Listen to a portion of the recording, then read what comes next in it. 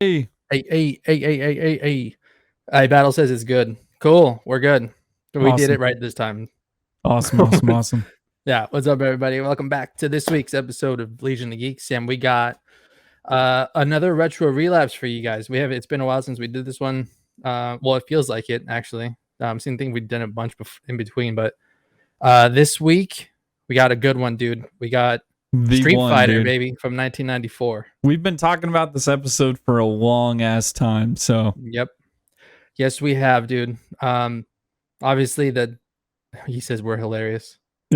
Yeah, thanks, man. Not even on purpose either. no, Um, it's just natural, just yeah, natural, baby. yeah, this is what happens, dude, when you put us in a room together. Uh, Thank you, everybody. We were gonna do the episode yesterday, and we couldn't for some reasons. I had to send Sean to somebody's front door and to collect, and it wasn't good, so we had to push it to today. And so, thank you for coming over today. And how you been, dude? Since the last episode. Awesome, bro. Yeah, a lot of shit going on, and yeah, sorry about yesterday. The trip took a little bit longer. It looks like they gave you a fake address, so yeah, my Yeah, bad, dude. you tried to shake him down and it didn't work out. No, shit, the shaker got shook. Yeah. So, dude, Street Fighter, man. We haven't. When's the last time you played Street Fighter? I could not even tell you, man. Yeah, my guess would be probably 15, maybe 20 years ago. Dude, But seriously, same for me though. it's been a long time. I haven't played Street Fighter since like Super Nintendo, like way back then. Yeah. That's been a long time. But dude, back then, like my favorite was to play as Blanca and go and just like fuck the car up, as Yeah, much as you just could. the Just beat the bear shit out of claw. it. Just Yeah, yeah, fucking yeah. just swiping at it. Yeah. But that was always my favorite. So like, I liked the fighting style because Mortal Kombat was out around the same time, and Oh yeah. they were like competing. But like, I loved fighting games, but Street Fighter had that little element where you can go and just like mess up the stuff. And I can never like completely destruct the car by myself though. Like, and it would fucking frustrate me. I would be like, dude, why? Like, it felt impossible to do. Yeah, to Um, fully finish it. yeah. But like, I've seen some other people do it, and I was like, how the fuck do you guys do that? I'm like smashing buttons, and I couldn't get it done. Yeah. Uh, I but was yeah, man, that full was a lot of fun. I was full on button masher too. Yeah, and Battle says last he played was at Thanksgiving. His boy has a cabinet. That's fucking dope, dude. Shit. That is really cool. What who was your guy? Who was your go-to? Street Fighter go to oh man. I kind of played a little bit with a lot of people, but I think Ryu in the black uniform was like my number one. Oh shit.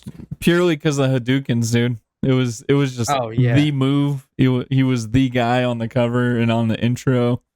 Yep. Fucking Sonic Booms always felt like too hard to actually do consistently. Yeah. Blanca's thing was my guy. If I couldn't beat somebody, I would just Blanca and just keep shocking them, dude. I was one of those annoying people that would sit in the corner and just fucking bear claw everybody, dude. That was totally you. Yeah. It was always so hard for me to do like the special moves. I don't know why. It's like it's the combo, and there's the combo is like a set of moves, and you do those moves, and it does the special thing. But I would do them right, and it would never happen. I was like, what the fuck, man? Like I'm like writing it down because you had to look it up and write it down, and then like so I had it, and I was trying, and it would never work, and so I got frustrated. Yeah, 100%, dude. I always liked playing at the arcades because for whatever reason it felt easier to do the moves because that was before that was what Super Nintendo, so that was before the joystick. It was always easier with the joystick, dude. Doing it at home with the fucking arrows, that's what made the shit impossible, bro. Yeah, for sure. And then like because your controllers, like your buttons would get stuck too, and so you just I can never pull off the combos then. But like you would go to the arcade and there'd be like these crazy dudes and just they would just be owning people and like all special moves the whole time. Dude, and that's the other thing, man. It's like, like with video games, I never liked playing against people because partially because I was a huge button masher and I would just want to play the game. Yeah. And so like like there were so many arcades that were just fucking filled, and all the quarters, with people in line would be filled up by the time you get there. So I would just, I would play the hell out of it whenever I found an empty one because I was like, I don't know when the next chance I'm gonna play an arcade is. Yeah. Arcade version, dude. Speaking of which, they do you remember Nickel City? Yes. Mm-hmm. Yeah, that was my shit, man. Back over in San Jose. Anybody that is not familiar with Nickel City, because me and Sean are old, but it's like it was an arcade, an old school style arcade where you would go and just play games, and they would have like a free play section in the back where you can just go, and for all the people that didn't have a lot of money, just show up in there and go play all the free games. And Street Fighter was one of them. So I would be there all the time, but that shit was hella fun. Yeah, and Nickel City, because majority of the games were a nickel, dude. So it was either free games or nickel games. Mm-hmm.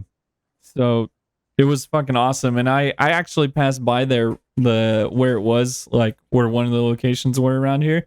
Yeah. Like regularly. And I always look at that and it's like a totally different store or something now. And I'm like, damn, dude, Nickel City was so sick. Yeah, that was my place. It's the one on Blossom Hill. Yeah. Used to be there all the time, dude. It's but awesome. You ready to get into the movie? Let's go, bro. Yeah, man. So I watched it the other night, and I hadn't seen it since I was a kid. So I honestly I could remember certain parts of it, but I couldn't remember the plot, or I couldn't remember like the tone, or I just couldn't remember a lot of things about it. So it was basically like rewatching it for the first time the other night, and got some thoughts, which I'm happy to share with you here. Oh and yeah, dude. Else. But here we go. So Street Fighter, 1994 is when it came out and was directed by Steven E. D'Souza and starred Jean-Claude Van Damme and Raul Julia, and was made with a starting budget of $35 million. And any guesses to, unless you've already looked it up, dude, but any guesses to how much money it made? That's one thing I actually did not look up. You said it cost 35 mil? Yeah, they had a budget of 35. I'm thinking they doubled, dude. I'm saying they got 70. Okay. I will say that they went higher. Really? Hell yeah. We got, is this our first success on fucking on retro relapse, dude? Yeah. Yeah, the first technically non-shitty movie that we've got reviewed on here. Financially non-shitty. Yeah. So it was a commercial success. They made $99.4 million. Hey, there we go. That's another lightning bolt for damn sure, dude. It's not bad. No. All things considered. I mean, we've seen it was definitely not. We've seen Double Dragon, and that didn't do well. We saw what it looks like when a movie doesn't do well. And we end up with Kokushuko and fucking Bobo. A Bobo. A Bobo. A Bobo. King Face Painter says Raul's last film. Yes. It was a tragedy, man. He passed away before it came out in theaters, if I'm not wrong. Yes. And he crushed it, dude. He's actually like one of my favorites in the whole film. Yeah. I can't remember if we had talked about this or not, but just that he wanted to do the movie. Like, he was already sick during filming, but he wanted to do it because he wanted to have his kids who like video games do something nice for his kids before he passed away. So that's fucking sick. That is pretty cool. Yeah, that was the last thing he did. Yeah, that's really fucking cool. He definitely swung for the fences with his performance in that movie. Yeah. What a last movie to go out, dude. And I don't know if you watched it, but spoiler alert, there's a what do you call it? A like end credits scene that teased a second one, dude. So is there really? I didn't stay through to the end credits. I just turned that shit off and it was done. Yeah. Oh shit. Well, we'll talk about. Well, I guess you'll have to explain it to me when. Yeah, I got to. I'll try, and if I can get just a few minutes, I'll try and find it, see if it's on YouTube. But cool. We can play it real quick here. We always like to start off by playing the trailer, but One thing I did want to bring up, because I teased it on Instagram yesterday when we were gonna do this on May 4th. Yeah. I did tease that there's a connection between this movie and Star Wars. Okay, you so did. I wanted to explain it, but I wanted to give you, a chance to guess. It's a wild ass link and connection, but I wanted to give you a chance to guess, dude. To Star Wars, the original film Star Wars? No, to just the franchise Star Wars. Oh. Like somebody's fucking great granddaddy was in the movie or something. Is Jean-Claude Van Damme is like Luke Skywalker's fucking 35th grandparent. He's his daddy. No, Battle might know. That's funny. I don't, dude. Actually, I have no clue. Okay, so that may be true, but what I was saying was, or what I found, I should say. So Zack Snyder, your boy Zack Snyder, is actually the missing link. So he pitched a Star Wars movie. Like he had an idea for one. He pitched it to Star Wars, and the captain, there's all these generals of the bad guys of the Empire. Yeah. He based the concept art on M. Bison's look in the video game and partially like in the movie. Oh shit! And so when That's pretty cool. Yeah, he pitched it and he had concept art done. Star Wars, said no to him, and he actually, fucking determined as hell. He developed the movie anyway with somebody else as a standalone sci-fi movie, and it's a movie called Rebel Moon. That's actually going to be on Netflix. It's going to start filming 2022 and probably be on Netflix 2023. Yeah, dude. I didn't know that. I didn't know that's what he was working on. That's like his passion project that's been in development for a really long time. And so now he gets to do that now that he's not working with WB anymore. So I didn't know that was in development, but I didn't know that there was a connection to Street Fighter. So that's pretty cool. It's pretty nuts, dude. It was totally random. I was like, Zack Snyder, dude. How is he involved? Yeah, how the hell did that work? Psycho Force the Force.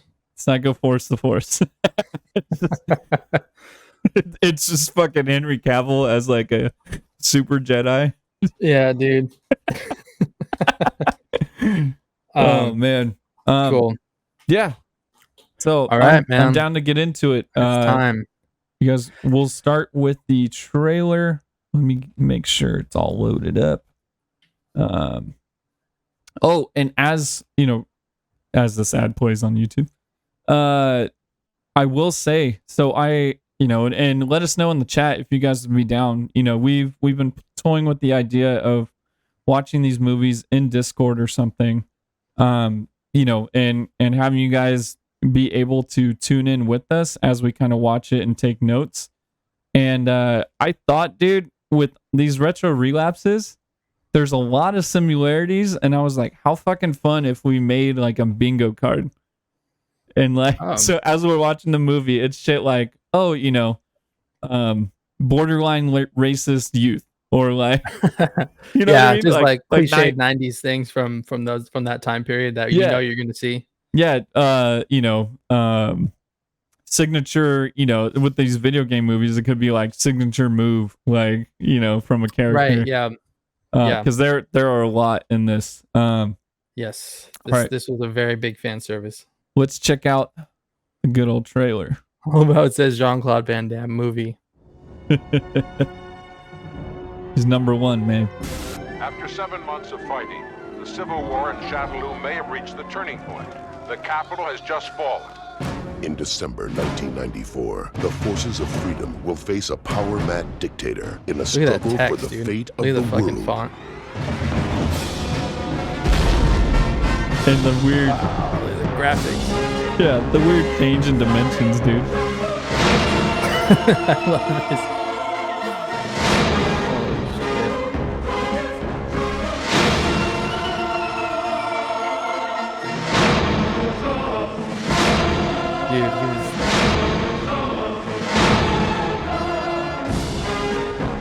Look at that.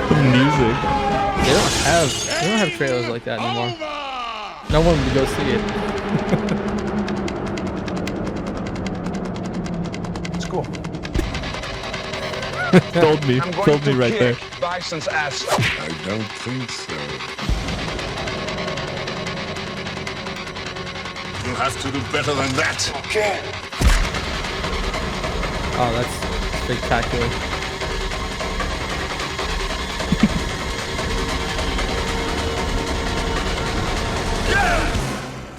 Now, who wants to go home and who wants to go with me? So What a fucking trailer. good. What a trailer. Bringing the heat, dude. Dude, I mean, I'd never, if I did see that trailer as a kid, I don't remember it at all, but I guess that would have hyped me up. You know, I would have went to go see it. Dude, I would have been pumped. And we gotta, you keep in mind that you watch these things once when you're going to see another movie. Yeah. Like, you don't see it, you can't sit there and watch it on replay on YouTube and analyze it. So, like, if I saw that once, it's a minute 33, and if I saw that once, I'd be like fucking pumped, dude. Yeah. Oh yeah, for sure. So, oh my god, dude. Okay, I'm ready to do this. You ready to get into it? Let's fucking go. Let me remind people.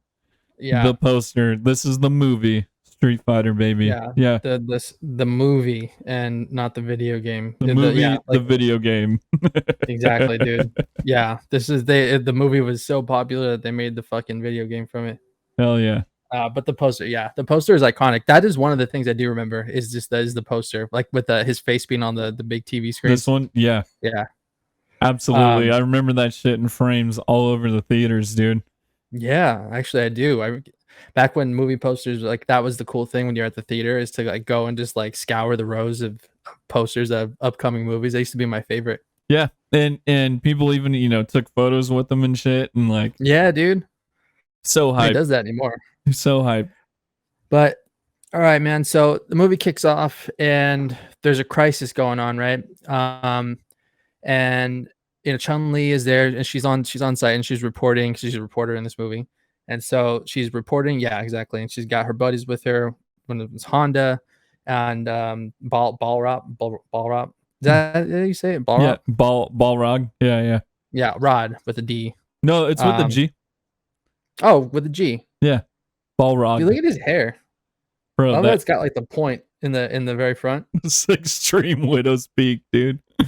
Yeah. Dude, I would have one like that, except that my hair is not thinning in the back or like where it makes it like a point. But if I were to let it grow, I'd have like a really pointy widow's peak in the front.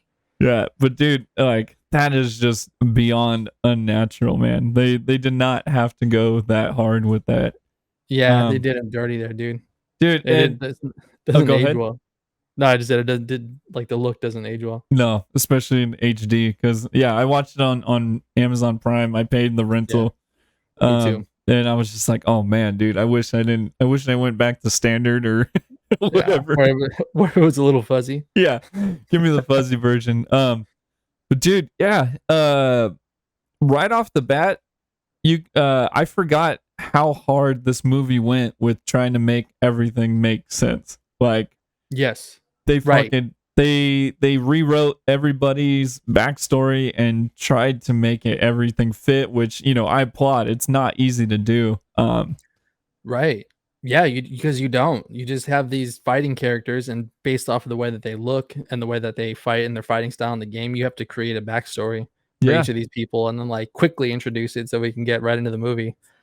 So yeah, I mean they jumped right in and they did it without taking too many liberties, but one gigantic liberty was changing E Honda from Japanese to Hawaiian. Yeah. But later on, we find out that he was a sumo in Japan, and he almost made, I forget the sumo hierarchy or name for it, but it's just like, okay, I guess that works. Yeah, they're like, fuck it, whatever. This is close enough. Yeah. That and we'll get into it later, but there was a big other change, but we can talk about that later, dude. Okay, so yeah, the crisis that's going on. Bison, we get introduced to Bison very quickly, and he's established as, you know, a really evil dictator who's taking over villages, and he's holding hostages, and, you know, he's asking for fucking $20 billion ransom in 3 days.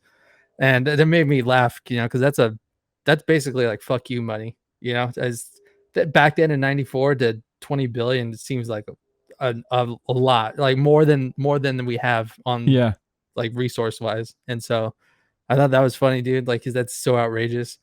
um but yeah, you know, we get introduced to him, and he's like fighting these like lackey soldiers in, I guess, his lair, wherever the fuck he is. Yeah. um We and see he's him just here. like snapping Yeah. necks right away, just like taking them out like bugs. And clearly he's very, very, very strong. So like they go right into it, and they establish this is who he is, and that's our bad guy for the movie. Dude, and I'll give him that, like, you know, that scene where he's like, you came all the way over here to fight me. Yeah. And then he just like, you know, punches the guy once or twice or something, like blocks a move and then like punches or kicks him. And Oh, he's dude, like, yeah. He fucking snapped their necks. I think he broke everybody's neck that came up to fight him. There was like two or three guys savage. or whatever. It was just quick. Savage. Yeah, he just took them out. Battle says he's got Street Fighter trivia for us. Oh, all right, man. dude. Yeah, just keep sprinkling it in the chat, and I'll bring it up as soon as we see them. But we'll keep trucking on, dude. So he's there, right? And we get introduced to Jean-Claude Van Damme being Guile, and because he's getting interviewed here, I think he's getting interviewed by Chun-Li, right? He's like there with her, and it's like a two-way call, so like Bison can see them and they can see Bison. And so he's talking to him, and dude, the whole time that I'm watching this, I was like, dude, I can't even understand one word that Jean-Claude Van Damme is saying. Yeah. Like, I don't know how he landed this role, because I mean, he looks the part and he's got the muscles and the fighting style, but the man can't speak English for a damn back then, dude. I couldn't. I was sitting there listening to it. I was laughing. I was like, dude, I don't even know what the fuck these guys saying. Let me turn on captions, dude. Yeah. And that was the other big change that I hinted at when we were talking to Honda, is like, bro, like Guile, you know, this all American soldier, like super gung ho USA shit. And you know, granted, he looks the part. He can do all the moves and shit. But it's like, dude, it's got such a thick accent. Like, holy hell. It's bad, dude. And this was like the height of his popularity, you know, but the 90s and mid 90s, and he's doing the movies like fucking like Bloodsport and his other ones, and Kickboxer might have been after this, but yeah. Maybe but so I mean, he's like he's a world-class martial artist, so you know it made sense. He's like he can fight, and dude, the man, if you can't understand one thing he's saying, but the man can kick. He can roundhouse kick like a mother, dude. Look exactly. At that. Look at how is that, dude? That's spot on frame by frame video game. Like, the form is perfect. Yeah. And dude, he that was his go-to in this movie. He roundhouse kicked so many people, and it was perfect. It was like perfect form. And he was super flexible, and he was just owning, dude. Yeah, absolutely. So he's So anyways, I was trying to focus on the story, and I couldn't. Well, one, you know, I couldn't understand him, and then two, I was looking at his bleached blonde hair the whole time. Yes. And I thought that shit was hilarious. It was cracking me up. They tried so hard to make him look like Guile. And he I don't know, man. It kind of took me out of it. But but you can't really tell in that picture. No, but like I thought I had another up close one brought up, but I don't. But we'll check it out afterwards. I got a few other, you know, tricks up my sleeve with it. It was like strawberry blonde or something. It was very, very weird. So I'm just gonna walk this back a little. We got some comments. King Face Panner says the anime came out the same exact year, which is nuts. The one with the corn music video intro and Bison driving the semi. What? I don't think I've seen that. Did you see that? Did you know that, dude? I've seen images of it, but I haven't seen it in its entirety. Yeah, dude, I haven't seen it, so I gotta check that out. Yeah, I saw images, and I think I saw the Korn music video, but I haven't seen the whole anime. Dude, he's got the fucking Press On American tattoo. Yeah, that's the one that's what I was trying to bring up, dude. For fucking 25 cents. Yeah, and it looks like it even from this far away, dude. Yeah, that's so funny because like in the game you can tell it's like it's an American flag on his arm. God, I love that picture. That is so funny. Yeah. And like they took a bunch of studio photos, bro. So there is a ton for like media. Look at that picture, dude. The one before that's like, look at that picture, man. Holy shit. It looks like he's trying to seduce people. Bro, yeah, this could easily be somebody's Tinder profile. And then like his bicep is front and center of each of them. Yeah. Oh, dude, I love later on in the movie when like they got that scene and he's just like he's flexing and the camera just like close up on his bicep. I think they showed it in the trailer. Yeah. But yeah, that's amazing, dude. It's so ridiculous, man. This movie did a great job of fan service and video game service and like just being over the top while also trying to make sense, dude. It was fun. Battle says pedo guile. That's hella funny, dude. So yeah, back to where we were. So okay, so he's getting interviewed by, well, not interviewed. I guess she's just like talking to him, and he's wants to send a message to Bison, and so he's talking shit to him over the cameras, and he's telling the hostages, "I'm coming for you guys." And one of the soldiers we actually see is Guile's friend, who is Carlos, like Carlos Blanca, which is foreshadowing the certain character from the game that's we just talked about before we started doing this. But keep going. In the moment, his friend is a normal looking dude, and he's hostage from Bison. But and he's right next Blanca. He's right next to Bison, and Bison is like, "Oh, you're his friend?" And then do you remember what he said right after? Probably not, dude. He's all, "Send him to the laboratory," and I was like, "Oh, who fucking calls it a laboratory besides Dexter, dude?" Yeah, Raul Julia does, dude. So he was very flamboyant in this role. Like all the villains are from this time period. All the retro Relapse ones we watch, like all the villains are just so fucking over the top and extra. And I feel like they crush it like more than anybody. Like Kokoshiko crushed it. Fucking Raul Julia, Bison crushed it. Dude, yeah. These actors, they are like, hey, we're gonna play villains, so I'm just gonna go balls to the wall and have as much fun as I can doing it. Yeah. But like, they always want to have like, so it's not like a Thanos where he's flamboyant, but he's a super evil being, and well, I mean that's debatable, but like villains nowadays, they're all really dark and they're all like creepy and terrifying and sadistic. But like these old villains they have this air of like, I don't know, man, like they're royalty, and like they do things a certain way, and the way they talk and their gestures, it's just so like theatrical and over the top. And I miss that about villains nowadays. Yeah, because like you remember these ones, Yeah. We'll remember Thanos, but it won't be like, I don't know. You got overshadowed a lot. So like what? Yeah, exactly. Okay, so then that ends up happening, and then we switch over to a new scene, and we get to see Vega for the first time, and he's fighting in some like blood sport style cage, like underground ring.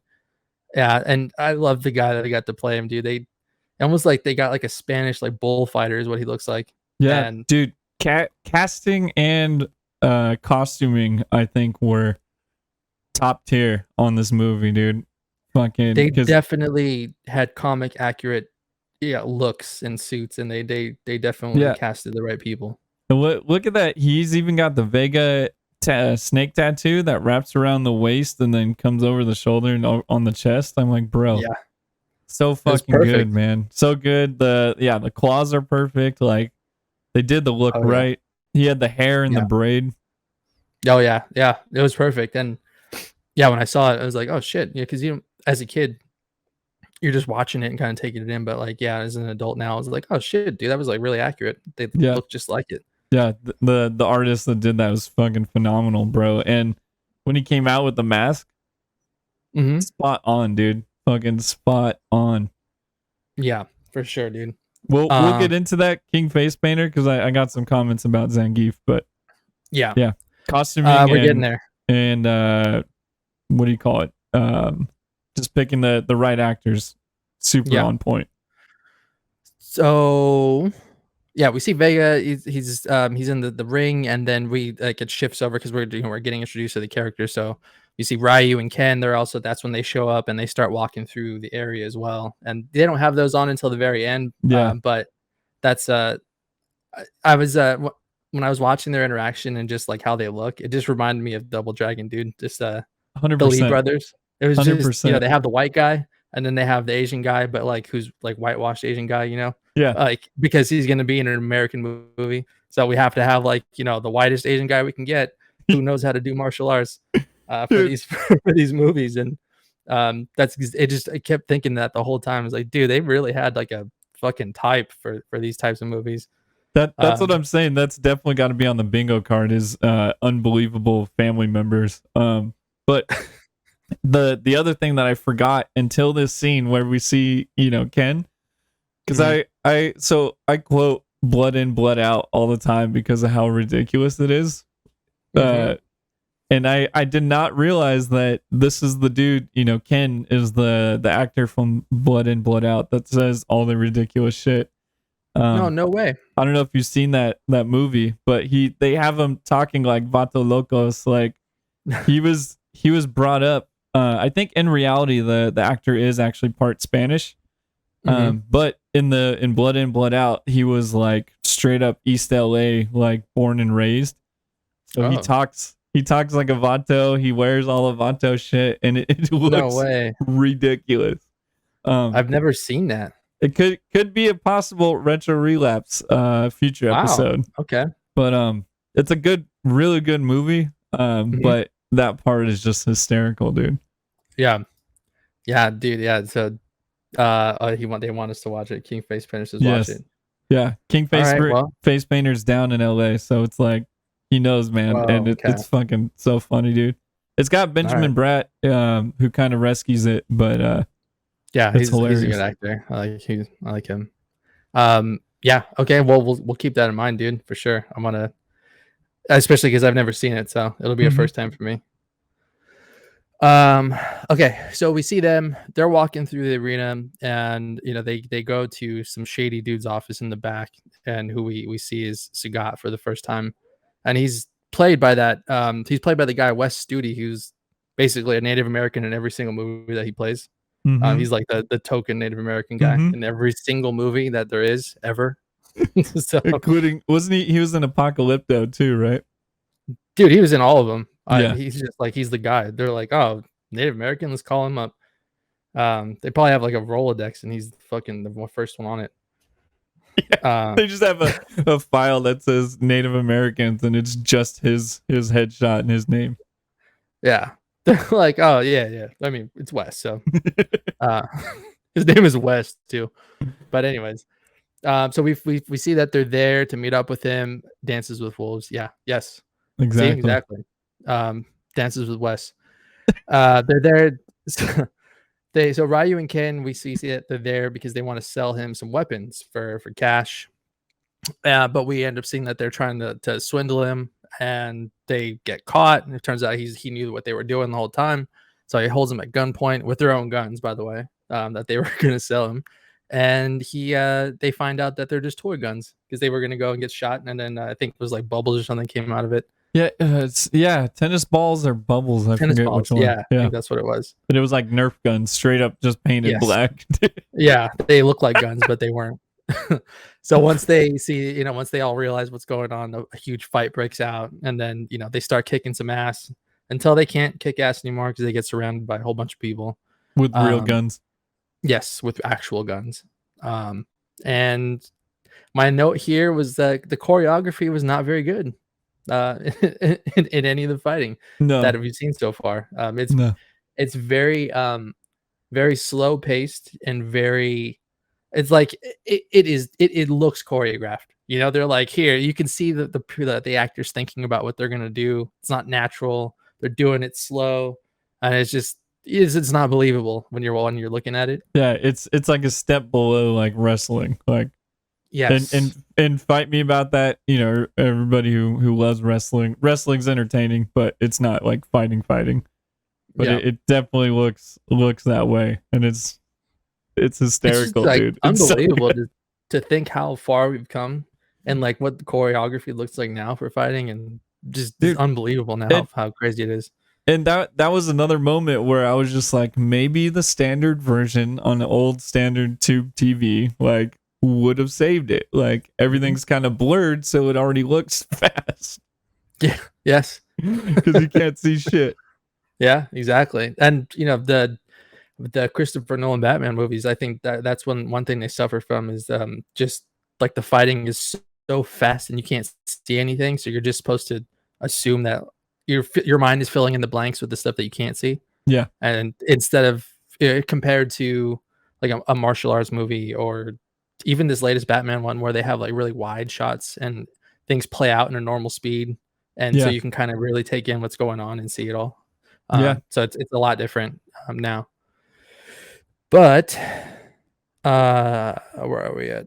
Okay, so after the fighting's done and they have to stop, right? Because they're getting held at gunpoint. Mm-hmm. We switch back over to Bison, and he's in his like, I don't know, his secret lab, his laboratory downstairs, and he's checking in on Blanca, who we see is strapped to a chair, like a restraining chair, and he's getting fucking Winter Soldiered in there.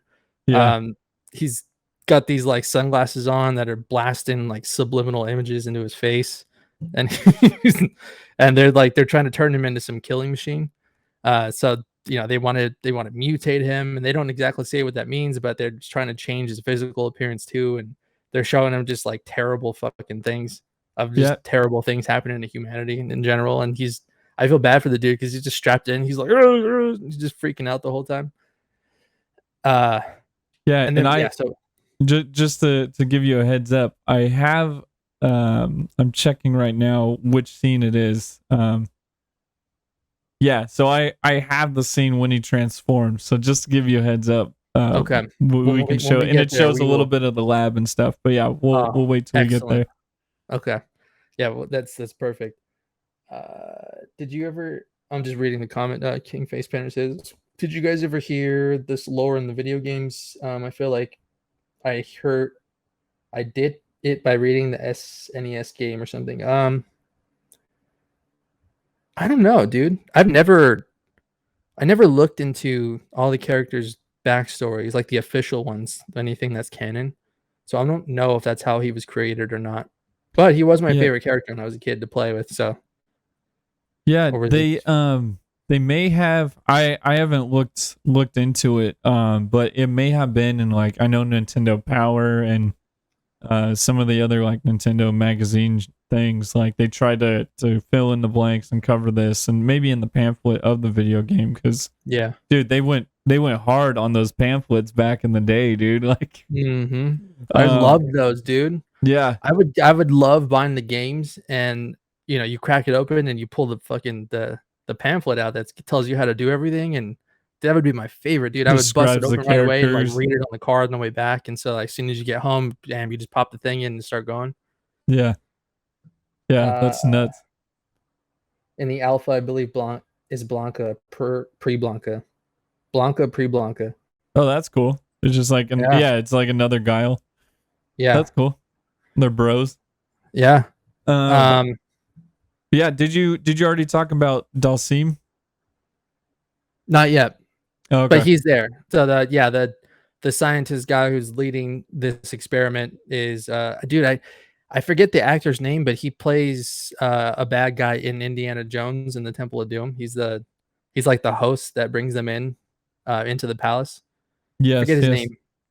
I'm looking it up right now. But I actually didn't even know that I forgot that he was in this movie. So that was a nice surprise to see him. So yeah, Roshan Seth. Okay. Yes. And so, what am I seeing? Yes, there he is.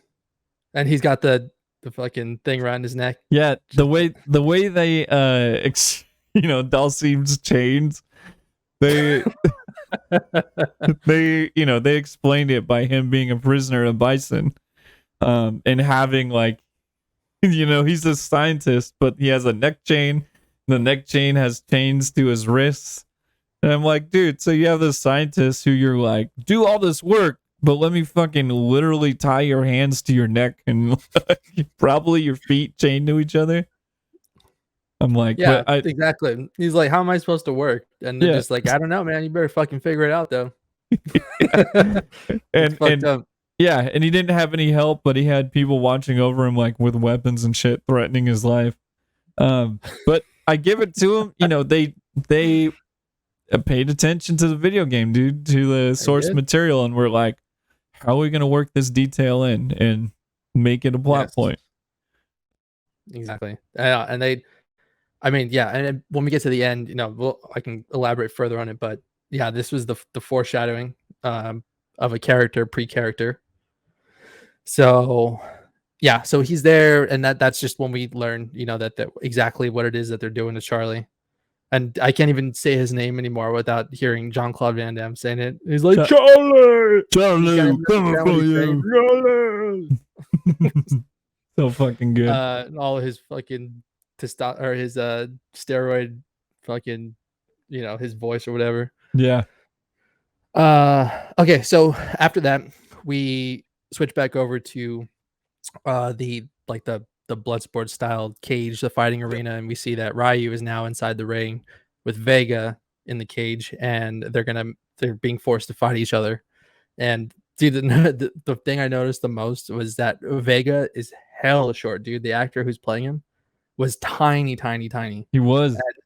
And, I was like, because like they have him, the way that they had the camera angled, it was like having somebody that's shorter in the background is like that, you place them further back so it looks like they're taller than they really are. But you can kind of make some assumptions based off what they're standing next to, and he was like super short, like 5'1", 5'2" short. Yeah. And he's built the way he's built, he looks like he could be tall, but like it's hard to tell on his own. But yeah, you see that first scene when they start fighting, and it's like, oh shit, yeah, they're both really tiny. And Vega was like hella lanky and long in the video game, dude. Yeah, he was tall and he was lanky. So I thought that was funny. But yeah, so they're in the ring, right? They're getting forced to fight, and like the buildup is hilarious. Like the music that they're playing, and it's one of those moments where it very much feels like a 90s movie. Yeah, and 100%. I loved it. I was there for it, so it was perfect. And as they're about to fight, we think they're gonna get into it, but then bam, there's a big explosion, and a fucking tank drives through the wall, and we see Guile crashing the party. And he ends up arresting everybody. I think he says they're all under arrest as soon as he pops his head out from the tank. And like, I had to rewind it twice just to make sure he said you're under arrest. But he did put them under arrest for sure. Yeah.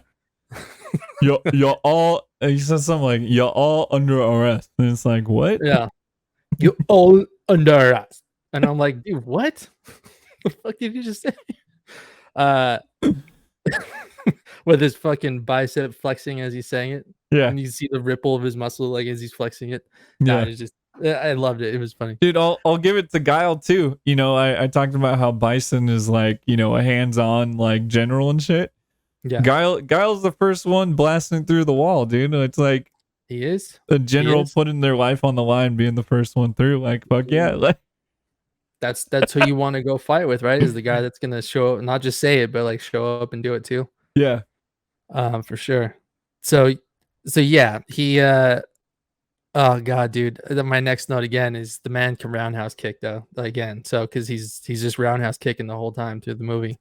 The guy who tried to kill him, it was hell random. Like I think he was there. I'm trying to remember the scene, but like I think he was like addressing a bunch of other military people on his side. Guile was, and then somebody just came into the room and tried to like take him out. It was super random. He was he was debriefing. So his whole thing with the first interview we saw him with Chun-Li, it was all part of a master plan where he was trying to get Bison pissed off. So Bison would hack their system, jump into the news feed, basically FaceTime each other so they could talk shit. Like the 90s wrestlers, basically. Yes. And he was trying to track their feed, but in this scene we see in their debriefing, like, of course, Bison knew they were trying to track him, so he didn't stay on the line long enough, but they were able to track him to a certain area. I'm not sure how that works, but in the 90s it was. But dude, it was close enough for me. Yeah, and the guy who jumps in, I want to say he was dressed like a chef. He was, dude. Reason. Yeah. It was. I remember that from the other night. It was like a clean white outfit. Yeah, and he tries. So he takes a chef knife. Yeah, fucking run at him, and then Guile just fucking bam, roundhouse kicks him. It reminded me, dude. It reminded me of the scene from Zoolander when he is brainwashed and he's trying to assassinate the Asian. Forget who he was. But yeah, he was like a diplomat. And so, he's brainwashed to assassinate him because the dude jumps on the table and runs at him. Yeah. That's what was so random about it. It wasn't. It was just everything about it was just very strange. But dude, and he was ready to. Dude, Guile came with it. He had that shit ready. Where is it? He does his. Oh my gosh, where is it? Roadhouse him. Yeah, he did his Guile roundhouse and tripped the guy on the table, and then I think he flexed his bicep and like elbowed him or some shit. Yeah, that's so it was the typical like Guile pose, dude. It was so funny, dude. Oh yeah, good. Dude, perfect. It was our first, that would have been the bingo piece for the video game accurate move, dude. Yeah. Oh yeah, and they nailed that for sure. They did nail that. So, anyways, after that, after we get the roadhouse kick, then we switch. We see that Ryu, Ken, Vega, and Sagat are now in jail, like this military prison, wherever Guile is, and they start fighting in the yard, and Ryu and Ken are like kicking ass inside the jail yard, and Guile sees them. He notices that they're fighting well, and so he asks somebody to go and bring them to him, back into his lair. No, I'm just because we don't know what he wants them for yet, but we assume it's something to do with whatever mission. Oh yeah, look at her. I feel like that's the only time I've ever seen her. Like, she was in the movie, but I can't even remember one thing she said. Yeah, she was. You know what I mean? Like, her role was tiny. It was always supporting Guile, but she was the one that Guile asked, who are these guys? And then she was like, oh, they're so and so and so and so, the Lee brothers. Dude, and I totally forgot until doing research. Like, I watched the movie and everything, and then did research. I completely forgot that this is Kylie Minogue. Dude, I don't even know who that is, dude. Dude, pop star, like a UK Brit pop star. Her brother's a DJ. And I think no, I'm mixing her up with Natasha Bedingfield. But yeah, so she's a pop star, but she does have a sister, I think, that also does music. But yeah, dude, all Australian pop star. My bad. Okay. Well, that's super random casting. It is. But dude, she works. She fits the part. I just love that they went with like Guile's always in his camo pants, which are standard military issue, but for some reason she has like skin tight like camo pants. Yeah, they would never give that to the women soldiers now. Like, you can't do that. Yeah. They didn't. What did they say? They didn't make her wear the ass leotard. Yeah, that's true. That's very true. That is true. So they failed on that comic or video game accurate portion. Fucking bastards. That's why they would have made more at the box office if they put her in the phone. All the dads are just like, "Oh, let's go see it again. Let's go." Yeah, Dad, we watched it 10 times. Yeah, they're like, "But Dad, the movie sucked." We're going back, Tommy. No, we're going back. And then he fucking roundhouse kicks his own kid. And just drags him knocked out, dude. Fucking snaps their neck like Bison. Yeah. So then after that, we get back to the lab where Blanca is, and his muscle mass is increasing and is inside the incubator, and he's still getting played those crazy fucking videos. At that point, I felt bad because he's just getting blasted in the face, like all these images. It's nuts, dude. It just sucks, dude. Like, can you imagine how long he must have been there for to just get that 24/7? And it's like horrible shit. It's like World War II footage. It's like, like killings of people, and it's just like straight up just, it's like a VR headset, and you're just being fed that crap.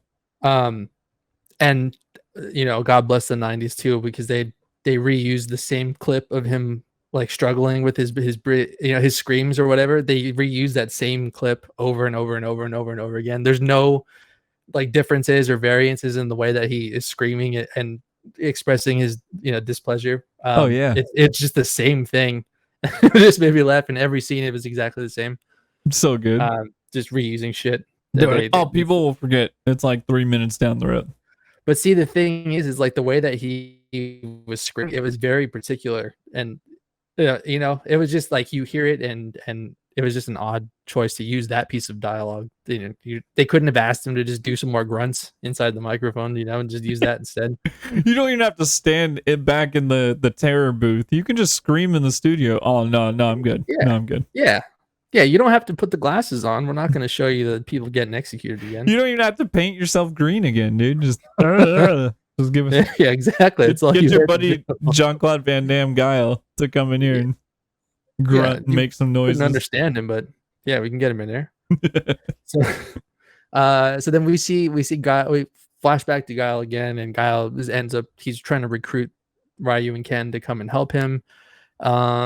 They don't really have a choice, so I don't know if he was really recruiting them, but I mean, he gave them what felt like the option. So it was either be in prison or help him. That's exactly what it was. Yeah. He's just like, you guys want to stay here, or you want to come with me and be a good guy or some shit. Yes, exactly. Or like help others or something like that. So, the next thing I wrote down, dude, and it's a line of dialogue from Guile, right? And he says, I'm the repo man and you're out of business. I love that, dude.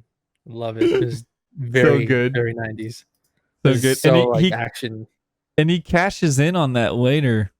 I think he says something like that. Either repo man or tax man or something when he's actually in person with Bison. So I love the callback, dude. Yes, exactly. Yeah. Dialogue real top notch in this movie. It's fucking perfect. I have the best example queued up too. So when we get there, I'll is it Guile's speech? It is, bro. Okay, we're getting there. We're almost there. Fucking pumps you up, dude. Yeah. Oh God. So next, so we see Ryu and Ken, and they start a fake fight with each other, so that way they can get the keys from the guards, which is classic. Like classic. I feel like we see that tactic all the time. That trope. When friends get put in jail, and they're like, all right, let's start a fight, and you think they're fighting, but then they're really just trying to steal the keys from the guards when they go to break it up. Yeah, so can't believe they fell for that one. I like to think that Thor Ragnarok, I think, was it Ragnarok where they did the guard help? Was it help please? Oh yeah, it's Thor called Help Loki. Please. Yeah, I'm like, oh yeah, they pulled that from 1994 Street Fighter for sure. No, dude, I love that. Yeah, they did the get help. It's the new version of it, but it's the same trope, and I'm a sucker for it. It's entertaining. It's a very brotherly thing to do. Yeah. So, they get the keys from the guards. They were able to free themselves, and as they're taking off their chains, Sagat convinces them to please let him and Vega go too, because he can help them get out of the city. So they let him out, and you can see like that was a form of trust between them two now. So he's starting to trust them a little bit, and they all get in a truck and they start to escape, and then they're driving away from the prison. And what do we know at that point? Fucking Guile steps in front of the truck, and takes his guns out and he starts shooting at him. Like he's gonna take down the whole fucking truck that's driving at him. But he's shooting at him, and Ken is shooting back at him. And then we see that Ken shoots him in the stomach, like 2 or 3 times. It's like bam, bam, bam. You just see all the blood, and it's starting to come out, and fucking it looks like he's dead. So bam, like Guile's dead. And I forgot that ever happened. So when I saw it, I was like, what the fuck? I was oh shit. Like, I mean, clearly he's not going to die because he's the main character, but still, it's like, what? I don't remember him getting shot in the stomach like that. It seemed fatal when you watched it happen. Same here, dude. And I was just like, damn, he should have fucking roundhouse that truck, dude. Like, he would have had it. He would have had it. Instead of shooting at it, he should have fucking roundhoused it. Yeah. He should have done his, I forget what his flip kick was called, his bicycle kick. Yeah. But yeah, he should have bicycle kicked the truck, dude. Yep. Yeah, Aaron, you're right. So Guile dies and the movie's over. Bison wins. That was Street Fighter. Thank you guys. We'll see you guys next Wednesday. Yeah, we'll see you next week. Yeah, flash kick. There we go. There you go. So at this point, we think Guile is dead.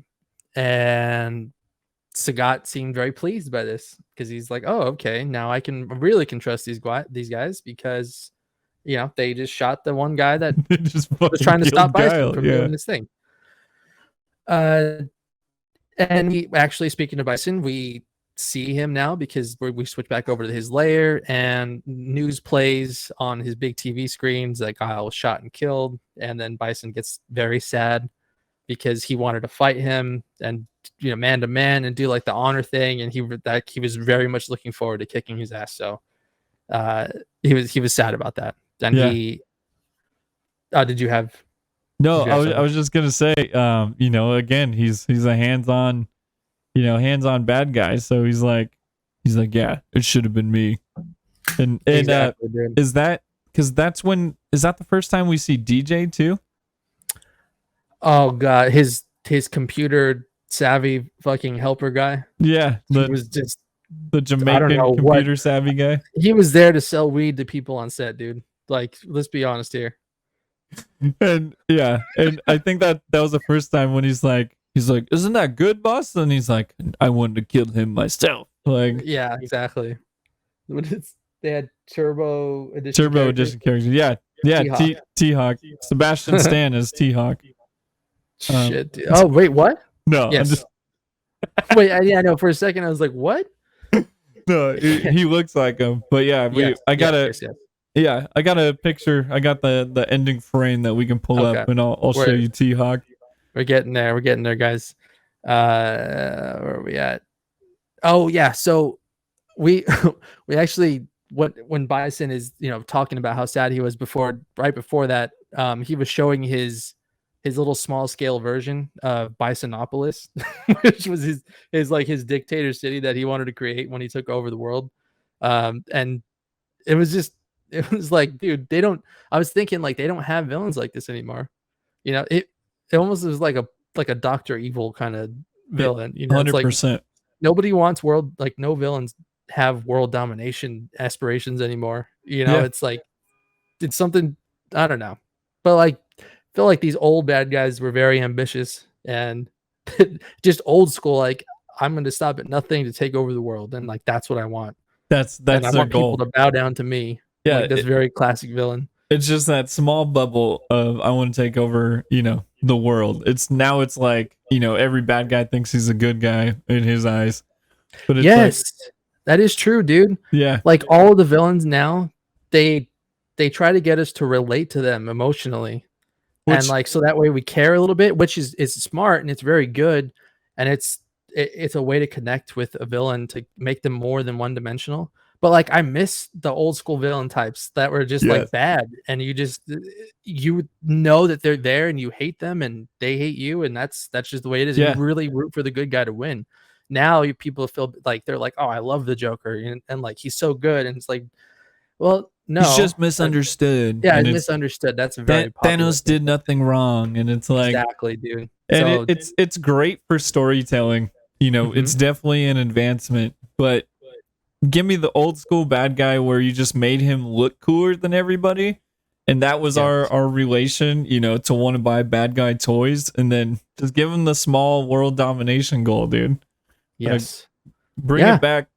How should I say? Bring it back like non-comically for just one movie and something. Yeah, dude. You know, just a regular old-fashioned bad guy, I think would be awesome and like a welcome change to all the superhero stuff that we see now. which is one thing that I miss from these movies, these old ones, man, is like there's Kogoshuko too. He didn't want anything other than just being powerful and to just be bad, and he was very much bad. And yeah, like we didn't like the guy.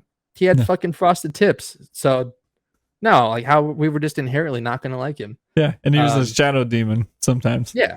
Yeah, exactly. So if I can appreciate anything from these older movies, it's that they had classic bad guys, and I miss that. Clear bad guy. Clear bad guy. Yes, there is no good in them. So we start to learn a little bit more about Bison's plan, because when he's talking about Bisonopolis, but how he wants to get there is creating these perfect soldiers that, they're like basically like super soldiers for back then, except that they look weird. Like his one that he's creating with Blanca, he doesn't look right, but he wants the world to bow to him and all this stuff. And then my next note, dude, is Zangief, which we can get to him now. He straight up looks like the fucking game version. Like it is perfect casting. He looks just like the dude from the game. He does. And for some reason in this photo's from the end, but for some reason his scars disappeared, because the one thing I wanted to comment on was his scars. They just looked like drawn on like stickers or like handed tattoo or something. Mm-hmm. But they did a great casting job. The haircut's there. His outfit was there. I don't have a picture of him in his original, because Bison had everybody in like uniforms. But when he goes to fight people, he rips off his uniform and he's left with the little cuffs of the long sleeve shirt. And I'm like, dude, like what a sick like way and sick touch to like make it accurate, but try to make it make sense. It's like he ripped off his sleeves, but those cuffs stayed, dude. Oh, the cuffs, yeah. I mean, that should be obvious. The cuffs should stay. Yeah, 100%. But yeah, and that's another trope that I wanted to talk about too, is because Zangief fills it in on our bingo board of the buff dumb guy. That was such a stereotype. We saw it in a Bobo and Double Dragon, and he's back in Zangief, and I'm like, dude, but Zangief's pretty tough, but I feel like he was smarter than that. Like in whatever lore, whatever Street Fighter lore is like buried in my brain. I'm just like, oh man, dude, they made him like dummy, like a big old dummy. Yeah, it's no wonder that Russia hates us. I mean, we always make them out to be. I mean, they are, but they don't really help themselves. But it's like we only ever paint them out to be villainous and like dumb and all this stuff. So it's not a surprise that they don't like us very much. Dude, and one thing I just thought of, and I don't know why, but did he have a Russian accent? Do you remember? I thought he did. Okay. I'll rewatch it a little bit today. But dude, if not, like I didn't even notice, but I'm just like, oh shit, like I wonder if they actually had a Russian actor, because how funny if Guile is Jean-Claude Van Damme with this huge accent, and then Zangief has no accent. Yeah, exactly, dude. King Face Painter says I thought so. So yeah, I thought so too. I thought he was. I mean, he sounded very Russian. And the other night when I watched it. Yeah, and part of the reason why when I was a kid playing the arcade games and I hated playing against people with Street Fighter, was because of people like you, King Face Painter, who just use Zangief all the time, and that fucker, it's like a 2-minute match, and like he's holding you and like suplexing you, and then his big old spin bomb at the end for like 1:45, and then I have 15 seconds, with like 10% of my life left, and I'm like, dude, what the fuck? Yeah. How am I supposed to like defend that, dude? It's like a 30-hit combo, and it's like 1:45 out of a 2-minute match. Holy shit. He says, yeah, but he was hard to use. Yeah, but once you figure it out, you congratulations, you beat everybody. Yeah, you win Street Fighter. Okay. All right. Sorry, so then, there was deep personal scars in there. Yeah, dude, I can see that. Unhealed trauma from back in the day. Zangief trauma. So then going forward, I forgot I had this photo. Dude. Yeah, perfect. So Zangief, and then we get DJ right here. I can't believe it, dude. The fact that he's in that movie is just, I don't know. Yeah, and he didn't serve a purpose at all in that movie. No, just you know what I mean. The Jamaican dude with one-liners with the Jamaican accent. But like, and he had like two or three lines, maybe. Is that Arsenio Hall? Isn't it? That's a good question. I feel like I should know that. It does look just like him. I don't know that it is though. I think that I was thinking the same thing, and then I looked it up, and I didn't. Miguel A. Nunez. Yeah. So not. But like when I first saw him the other night, I thought it was him too. Yeah. But yeah, no, it's not. But yeah, dude. I mean, I don't know. I don't. It's one of the things that fucking bugs me, man. Is like when you have people in a movie and like they literally serve no purpose to be there other than just to exist and be there. And but True. you know, you're not serving a point in the story, or you're not for good or bad. You're just kind of there. And like that's even worse than being hated on when you're in it. Yeah. At least you're driving the story forward in some kind of way. But like if you couldn't even remember anything that the person did or said or whatever, like that's even worse than being shitty. I don't know. It sucks. I feel like it was definitely like, oh, Street Fighter, the Turbo Edition had these cool characters that everybody loves. Let's just plug them in, because T-Hawk, Cammy, and DJ, I think, are the only three, and it's like, right, there's like no dialogue with them. They're just there to be cool, supporting extras.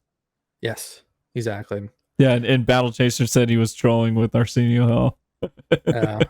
Terrible. Yeah, I see you. So okay, so we pop back over to Chun-Li, who we see is, she's got like this stealthy all black outfit on, and she breaks into a building, which we find out that it's a morgue, and she's looking around with some sort of scanner, and she ends up at some homing device that's tracking something, and then we see, or she sees a body and kind of lifts the thing up, and we see that it's Guile's dead body.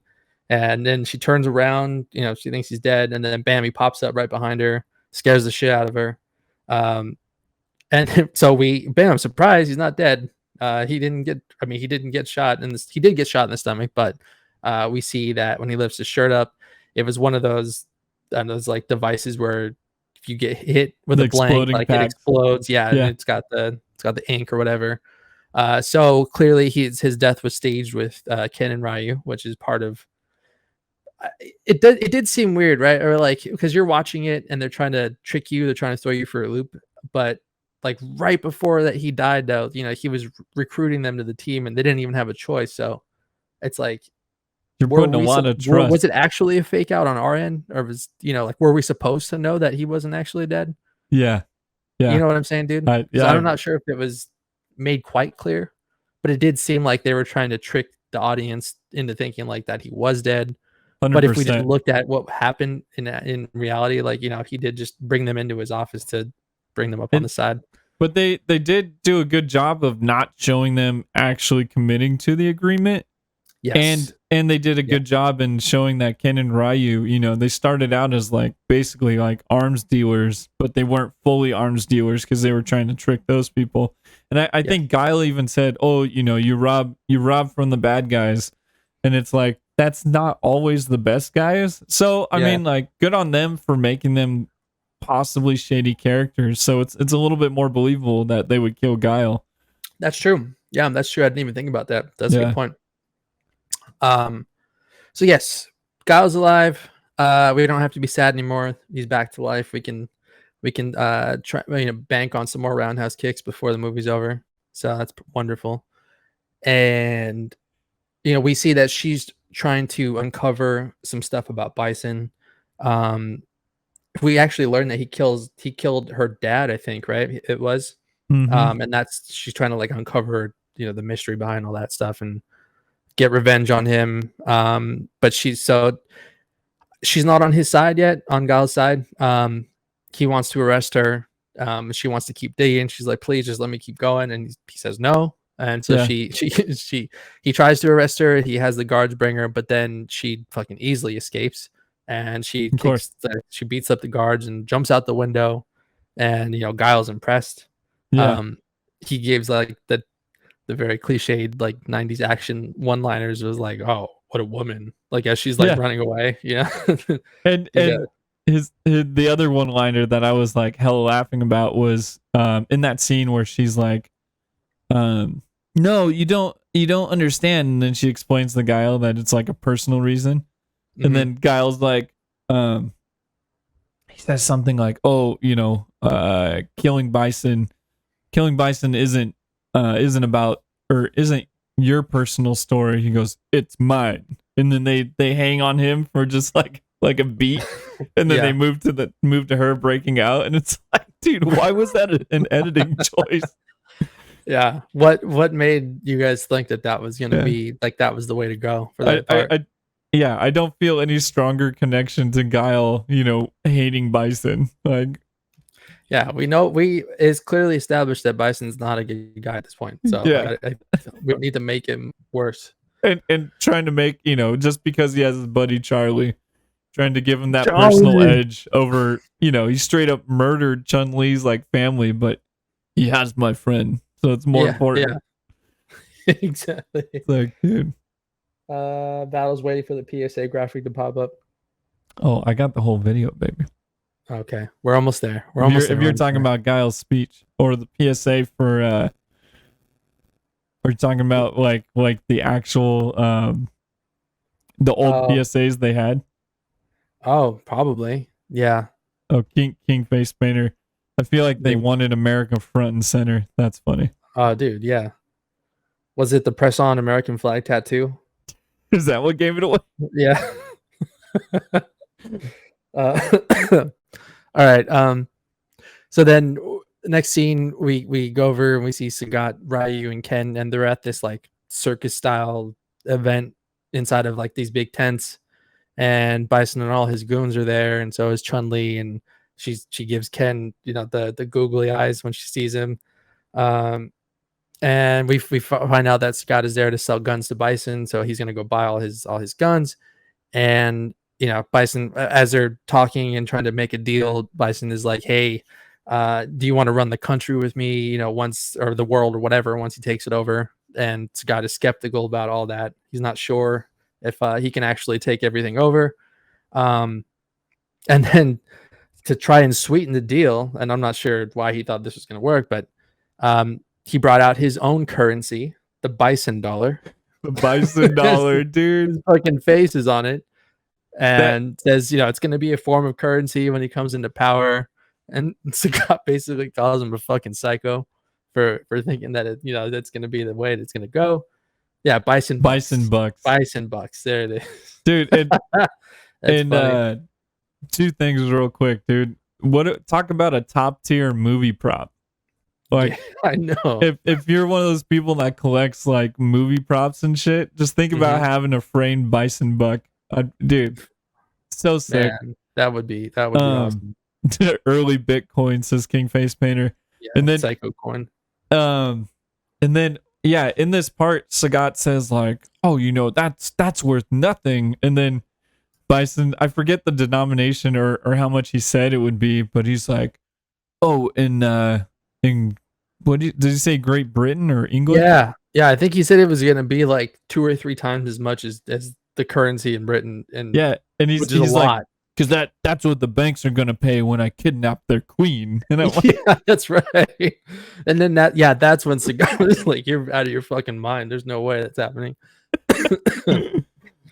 So I mean, he's got high aspirations though. So again, classic villain. They're just you. The only thing standing in your way is yourself, is your ego. Yeah, for these guys. And all you want to do is get paid and rule the world. That's it. Which I'm not sure, if you rule the world, why do you need to get paid? But right, ahead of his time. Yeah, he was ahead of his time. Entrepreneur for sure. We'll start doing. Oh, dude, you know what? We should get that as one of our next emotes. Is a bison buck. Yes. So on the 11th is going to be our 60 days of being an affiliate. Thank you guys, for getting us there. But after that 60 days, we can add 5 emotes just for followers of the channel. So if you're not subbed, you can get these 5 emotes. So come through after the 11th, and yeah, we'll have a few. I might swap out one of the ones I have for Bison Buck because it's so good, dude. I think so. We're trying to take like little things that we got from all of our shows that like our signature moments on certain episodes and use those as our emotes. Yeah. And so that's why we got the random Kokushugo. And the Batman, dude. Yeah, and the Batman, the fucking where it looks like there's a thumb going up his ass. The face that he makes. Dude, after he spent an hour putting on the suit and then he feels something crawl up his ass. Whoa, what the fuck? Holy shit, that is exactly the face he would make too. So we see Ryu and Ken because Bison and Sagat, they start like they're about to get up and fight with each other because they're not agreeing, they're on the same page with what was just presented. So Ryu and Ken, they walk directly into the center of their big fight that's about to go down, and they make it seem like they're going to turn on Bison, or I'm sorry, on Sagat, and they want like to turn him over to Bison. And so they're like, oh, Chun-Li, you want her, she's over here, she's in this booth. Yeah. Right. And he goes over. Did you want to? No, go ahead. Yeah. Oh, sorry. So he's trying to give the location to her, about her, give her up basically. And so they go over to the little tent that they think she's in. And it's actually a TV that's playing, I think it was live footage of all the truck full of guns that they were trying to sell to him. And they're driving the truck to go and basically destroy the guns, and they drive the truck straight into, I think, like a wall or like other trucks or something, and it fucking blows up. So bam, like all the guns are gone. And this is where we find out that Ryu and Ken are actually undercover police or like agents or whatever. So they've been undercover this whole time, which we didn't know up until then. And that's where they are. So they got no more weapons, or Bison has no weapons now. So that part of his plan took a big hit in that moment. Yeah, and dude, we got a few good one-liners out of Abobo and Double Dragon, but Zangief possibly drops one of my favorites here.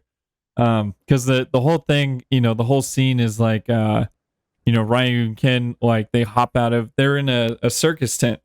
Yeah. And so they hop out of this little tent area, and then they point to Chun-Li, and it's like just an old school small TV in the room, like with Chun-Li like reporting live. And so basically all these like 20-30 guys that are ready to pounce on these traitors, that was like Chun-Li and her crew, who are dressed as circus performers, because of course that's how you get Chun-Li in her outfit.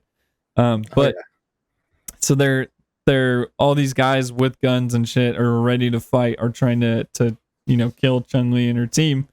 But they open up the tent and it's this TV, and then they talk about the guns, and they're gonna blow up. The gun van is headed for the building and it's gonna blow up. And so everybody's starting to scatter, and Zangief's sitting there and he's like, change the channel. That's right. Yeah, he did say change the channel. Just change the channel. Yeah, he thought that so because they were all good. like distraught that was happening, and then he just thought it would be better if they changed the channels to not be as upset anymore. It would avoid the van blowing up. Yeah, so fucking sadly good. that did not work. So it definitely blew up, and all the guns are gone. Yeah, and probably killed a few of those henchmen. Oh yeah. I would say that is probably a solid assumption. So they're all hanging out in Bison's lair. He's captured Chun-Li and her friends, and he asks. This is one of my favorite parts. Is he has them take Balrog and Hondo away, but he requests for his goons to please take Chun-Li to his office for a private interview. Yeah, and I shit you not, that's exactly what he said. And so that's private interview. That's how they got Chun-Li's wristlets were these handcuffs in Bison's room. And yes, behind her, that is a painting of Bison on a horse, just like the painting of Ben Stiller in Dodgeball, dude. Oh, dude, yeah, I definitely noticed that shit too. The general painting. Oh yeah. Then at this point we see Guile is back at the base, and I think we're getting pretty damn close now. He's at the base and he's leading a mission briefing with his team. And again, I wrote down, I have no idea how they are understanding anything that he's saying, is I couldn't. God, yeah, his accent was so thick, dude. But he offers to go and fly into Bison's camp himself and fucking take everything out. And everybody was down for that. So yeah, and I got the whole scene, so we get a little bit of the setup of because they made sure to have a reason for Guile to give the speech. Yes, and, dude, this is one of my favorite parts of the movie. Do you have the scene with the agent, the government agent guy? Yeah. Okay, so we're at this part now. Yeah, so we could switch over real quick. Fucking top tier. I hope you guys are ready.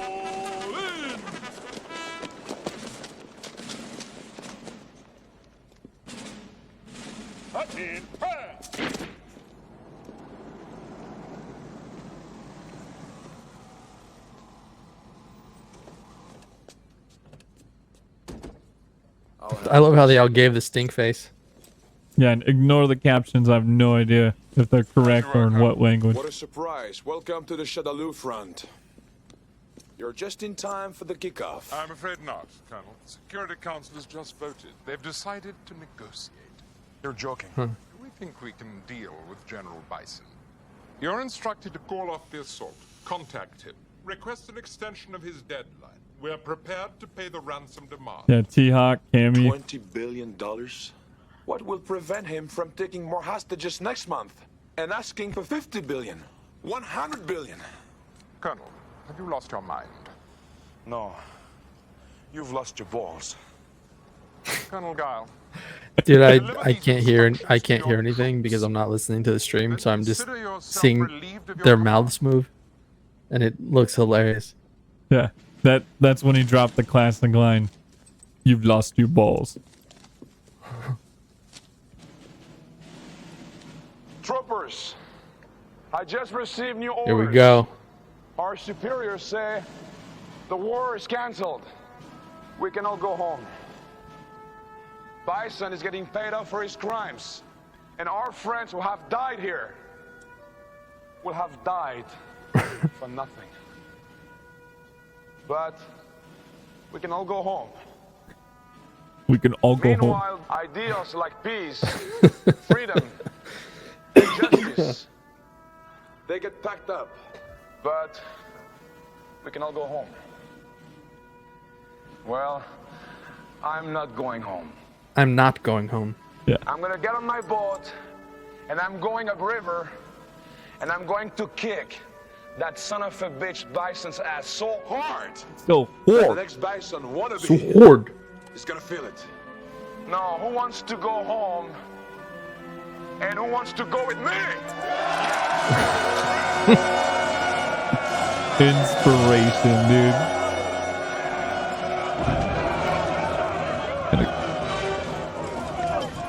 Yeah. Oh, my goodness. Let's go. There's Sebastian Stan, T-Hawk. Oh yeah.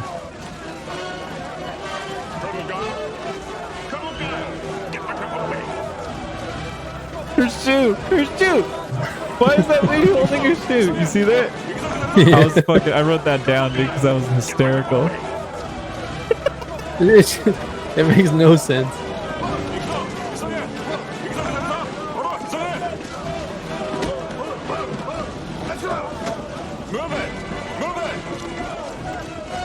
Yeah, and if you guys couldn't tell by all the flags, these are this is like a world thing. They're all German, Japan, U.S. Yeah, it's like like the UN, right? Yeah, Something similar. but they all had time to get the same I would love uniforms. to, but some moron God, look just how can't orange his hair is, dude. It's not even blonde. And dude, this boat was sick. I remember seeing it and being like, "Oh, dude, And here we go. Here's the 90s technology on that bingo card. Classic, dude. Just spray people on the way out. Yeah. That's such a bully thing to do. Oh, yeah.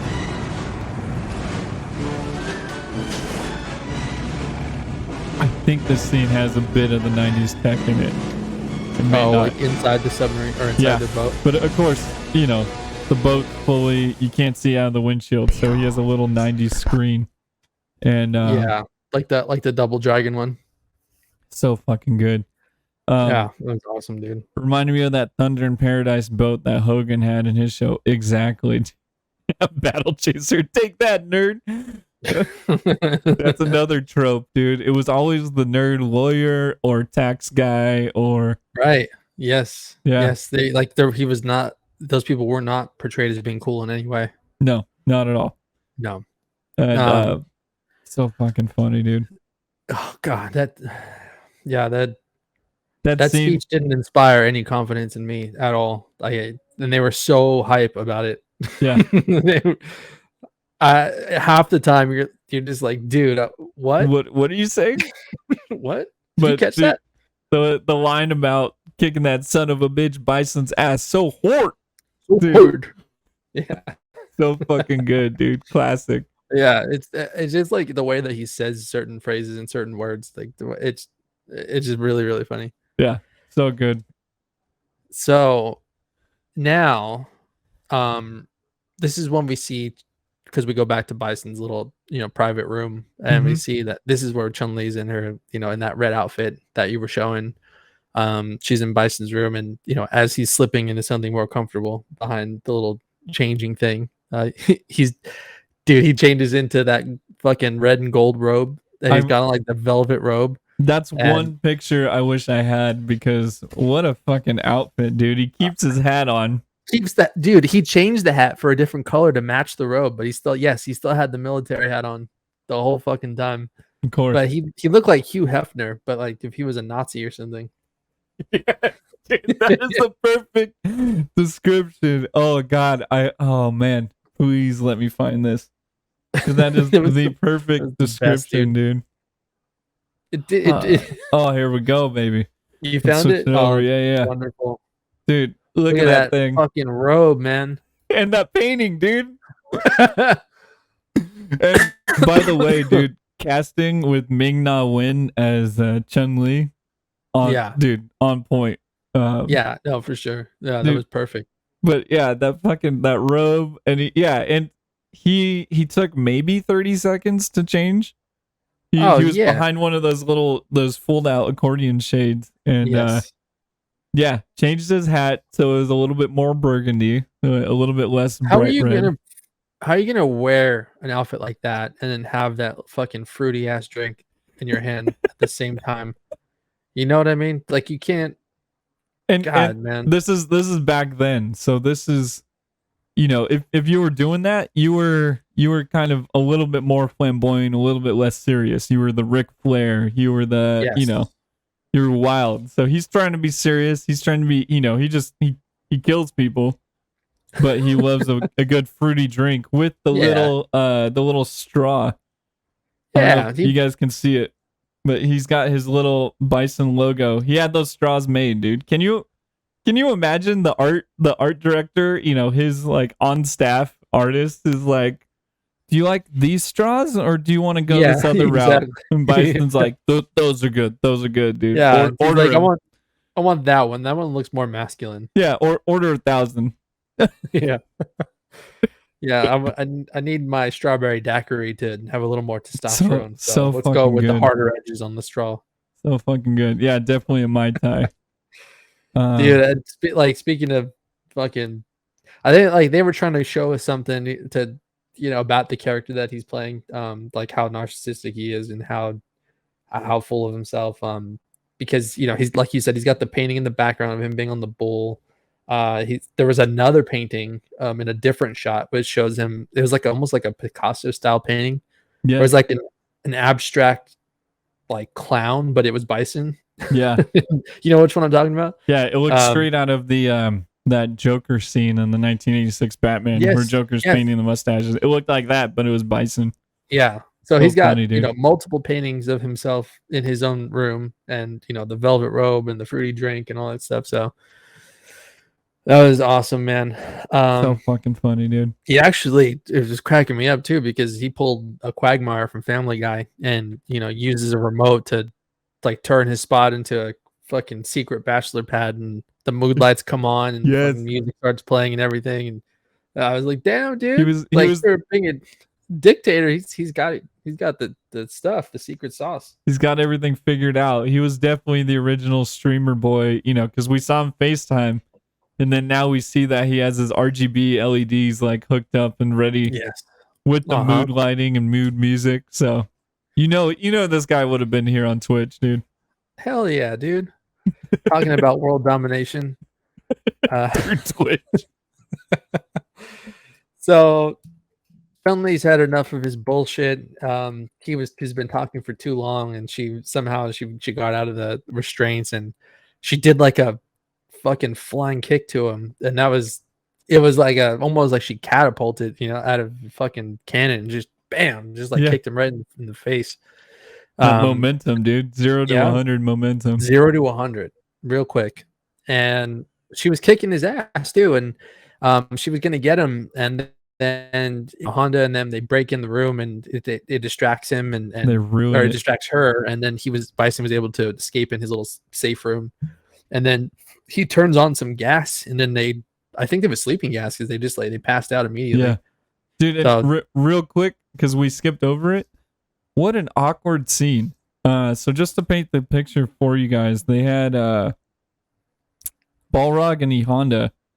These two were in another room. They took Chung-Li to his pleasure palace, and then they had Balrog and E Honda in another pleasure palace, because they had E Honda sitting there, and some guy was just whipping his back. Like, yes, dude, and he was pretending like it didn't hurt. Yeah, he was fine with it, and he's like, he said something about the sumo way, like his mind takes him away from it, but his body's able to endure. And then and like Balrog is just sitting there watching him. I think he might have been handcuffed, but it's just like, okay. And then seconds later, all of a sudden they're super strong and break out of the whole thing. Yeah. I know. He could saying that he could have, if he really tried, he could have broken out and helped him instead of just watching him get whipped to death. Yeah. If the only thing holding them back was both of them deciding that they wanted to not be there. So right. They were sitting there deciding, we'll chill here. And then all of a sudden they're like, wait, no, we shouldn't be here. Right. And, dude, it's time to go now. Let's get out of here. Shit, dude. The power of friendship. Yeah, you experienced something that scars both of you. Oh yeah, that was it right there. Power of friendship. That's the true Street Fighter. So like, if she didn't start beating him up, Bison, who knows what would happen, because he had that gas like ready to go. Yeah, you know what I'm saying, like the sleeping gas. See where I'm going with that? About I was gonna say talk about a Bill Cosby. Move. Yeah, he had the drink ready and everything, dude. That's what the mood music really is for. Yeah, she was trying to get her relaxed, but it didn't work. So yeah, that's for the Cosby gas. Yeah, he had the Cosby gas set up in case the drink didn't work. The fail safe, dude. That's another 90s sleeping gas. Another I would say 90s and before trope that we need to have on this metaphorical bingo card is the trap room with gas. Like, yeah, right. Oh, I got away. Let's throw in the gas. Okay. So next up, then we see Blanca, and he's now starting to look more like the character from the video game. He looks like fucking Lou Ferrigno from The Incredible Hulk mixed with Jim Carrey's The Mask. And there we go, dude. But like with the saw hair from the doll. His hair looks like Woody Harrelson's from when they first teased Carnage. Oh yeah. Like they just use the same wig and curled it. Dude, he looks like a fucking troll. It's weird, man. It is super weird. And the teeth caps, it's like, I don't know, man. Such a weird choice. And back then they had like decent prosthetics in some movies, but yeah, they did a Bobo, and he looked. I mean, he was more. It was very interesting. The proportions were over the top, but the makeup, like, and the technique was there, but the proportions were, yeah. Battle Chaser. He looks like he came from a low budget Mordor.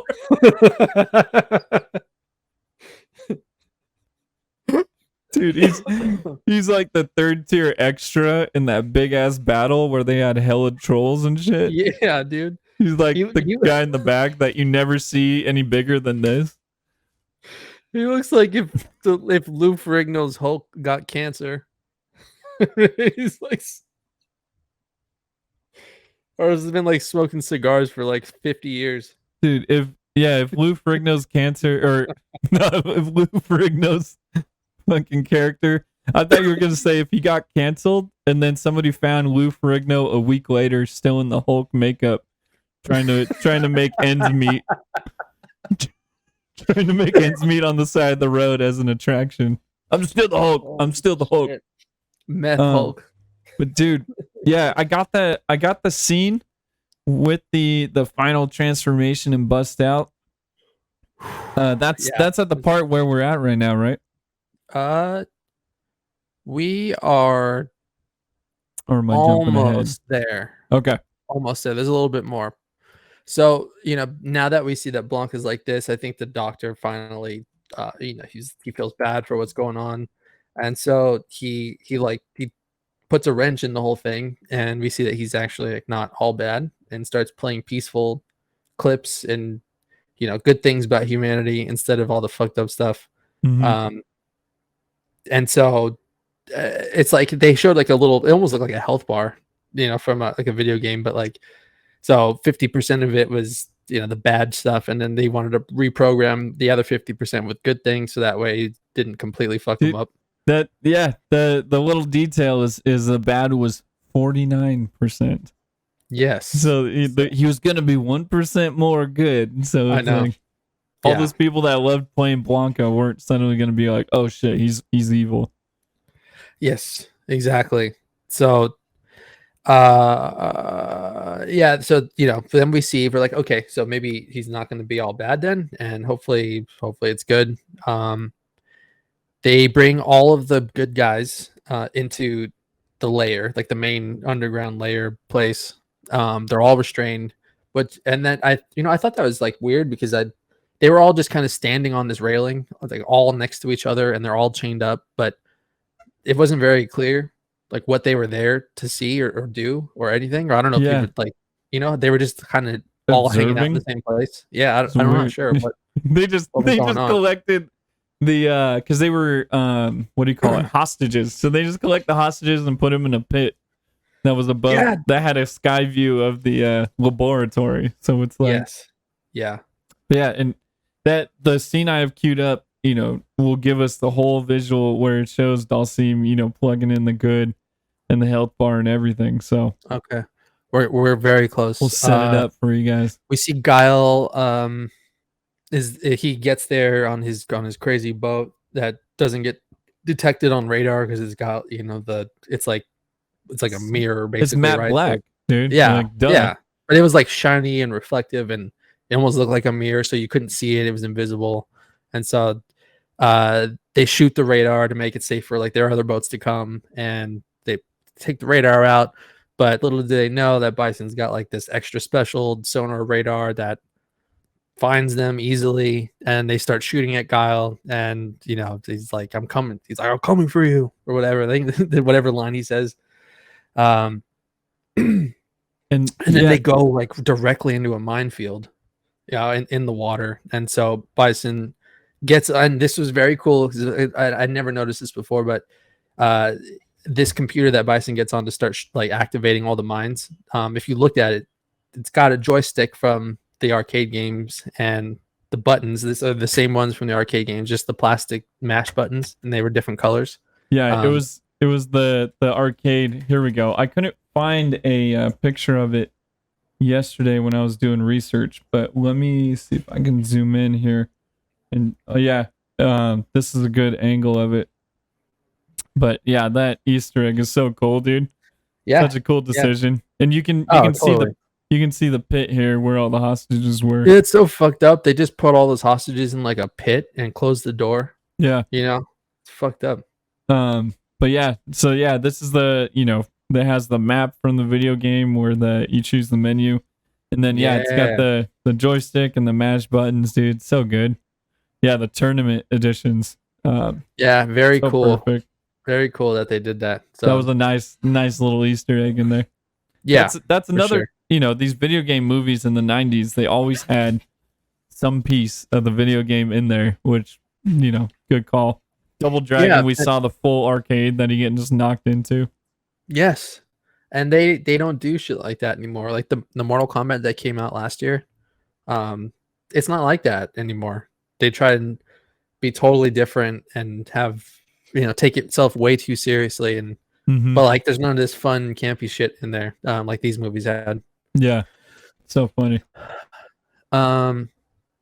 So dude, I mean, and even another Easter egg is as Bison is activating the mines and hitting the buttons, when he even says game over when he shoots the boat and blows it up. So like that was cool. We at that point we think Guile's dead again. Guile dies many times during this movie. Because clearly the boat was exploded, so we are assuming that he's dead. He just had hella quarters to come back. Yes, exactly. Yeah, he had more quarters. So we get back to the doctor again, and this is where it's gonna happen, dude. So the lackey guy, the guard or whatever that's in there is onto the doctor now. He notices what he's doing, and so he starts trying to kill the doctor, and then that's when Blanca breaks out.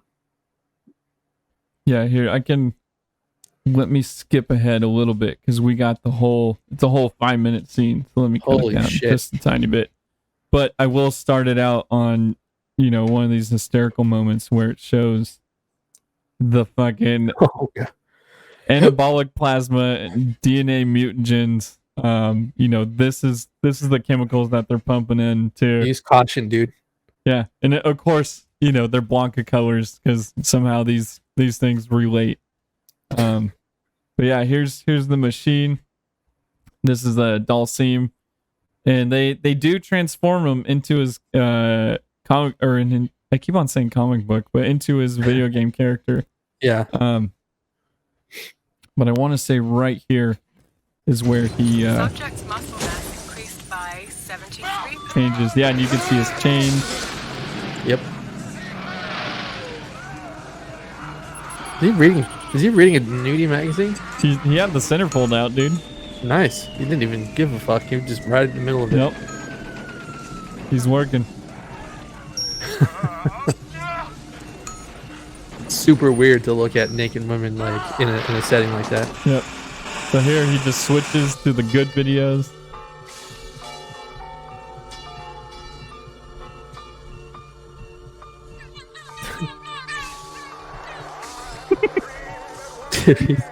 Virtual Boy headset. Battle says these chemicals are dangerous. That's why we put them in easy to puncture plastic bags. King Face Painter says looks like drinks you get in Vegas. 100%, dude. Yeah, dude. What are you doing? Yep, and now he's on to him. He's probably got a massive erection.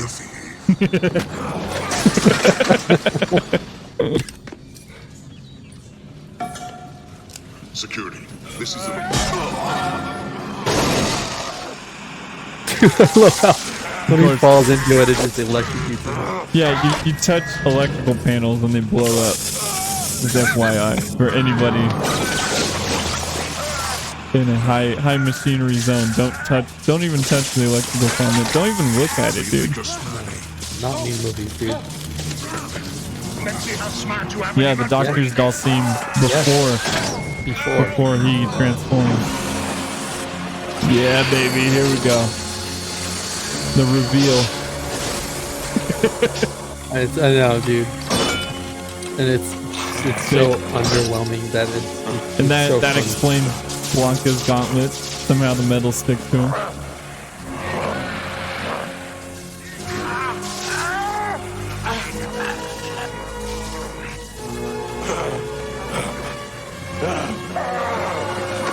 Dude, he looks like a zombie from Night of the Living Dead from the fucking 70s. So good. So good, dude. That's awesome.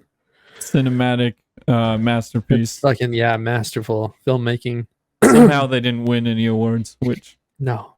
Terrible. Sadly, they did not, but they made a profit, though, so... Yeah. Still makes me want to slap somebody. Yeah. So we see now Guile's not dead. Surprise, surprise. They make it to land. They're heading towards the temple / castle, whatever the fuck it is. And is it the one from the game? I was thinking that when I was watching it. That's a great question. I don't remember. Do you guys remember? There was, I mean, maybe I'm mixing it with Mortal Kombat. I might be, but the one of the classic backgrounds is like some temple, I think. And there was, I think Sagat's background was a temple in the video game with that big ass statue. Oh no, you're right. Let me see. Kyle says he looks like if Fire Marshal Bill had a baby with Fiona from Shrek. So fucking good. That's spot on, dude. Yeah, this is Bison's Bison is background. a fight in that temple with bells. Yeah, dude. So they did a pretty good job. Yeah, it's very similar to shit. That even looks like the thing that he's riding in, dude. In the picture for the movie, like that thing. Yeah, bell. It's representative, but yeah. Like it's not actually a bell, but yeah. Like the silhouette is very similar. So yeah, Guile starts to head into the temple. It's very Indiana Jones style, like the way that it looks, all the webs and everything. And, very Phantom-esque. Yeah, Phantom-esque, because we have that now. Bison asks if the 20 billion is in his bank account yet. It's not. I don't even know why I wrote that down. I think he like freaks out at the guy or something. One of his people. Yeah, because he still thinks it's going to be paid. Yeah, he doesn't think the army's coming after him, but except for just crazy ass Guile in his own lonely boat. Yeah. We see Guile. He makes his way into there, and he's finding the lab. He finds the lab where Blanca was being held, and Blanca comes at him all crazy, super scary. Eventually, recognizes him as his friend, and he gets him to not kill him. But once Blanca realizes what he looks like and starts to come to his senses, he freaks out and he doesn't know what to do. So, dude, I was laughing so hard at this part. They're best friends, right? They're like brothers, whatever. They're super close. Yeah. Guile tries to console him. He's like, hey, it's his best friend. So he's trying to do what he can because he sees that he's in pain, and he was about to fucking Lenny him, dude. He was like, it's okay. He's turned around. And then you see him in the background. He's got his pistol, he's cocking it back. He's like, yeah. He's gonna old yeller his ass, it's gonna be all right, huh? Yeah, it's not gonna be all right. You Holy bastard. shit. He was gonna fucking take him out, dude. Terrible. Then the scientist, whatever, the doctor guy, he comes and he convinces Guile to not kill him.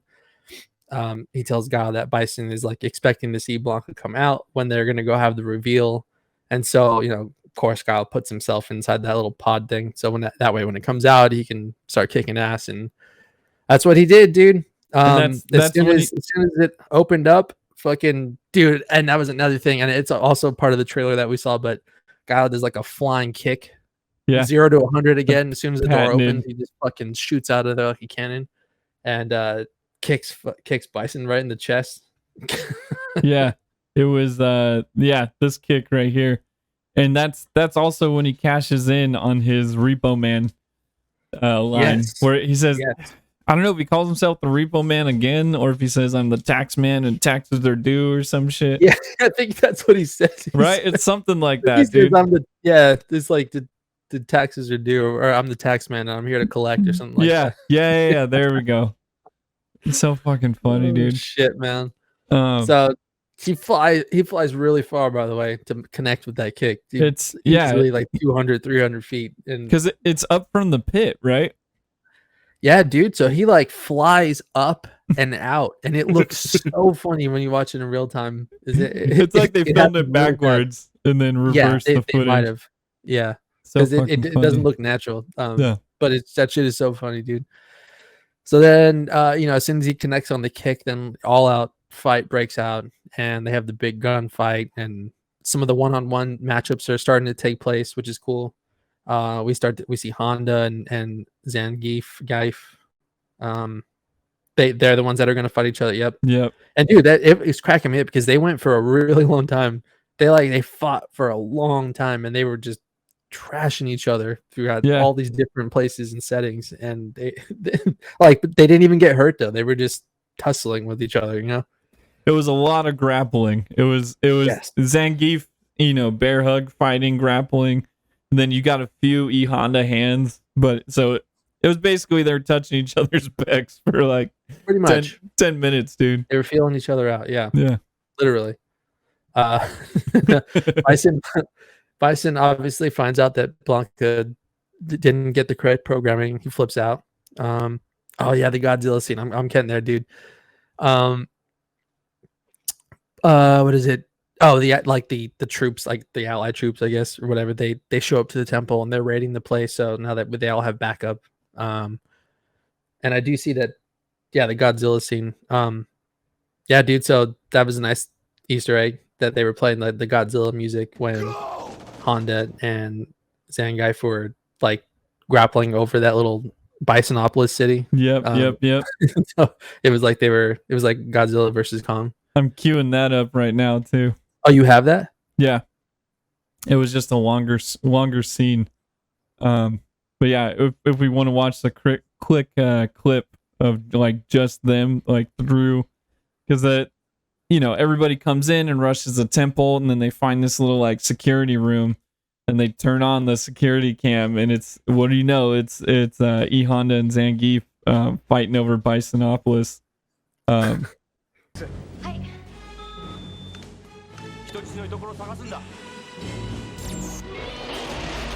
Yep, there it is. So fucking good, dude. Yeah, and it's all Godzilla King Kong noises. Yeah. So fucking funny. Yeah, that was the E Honda hands, dude. Oh yeah. So good. There you go.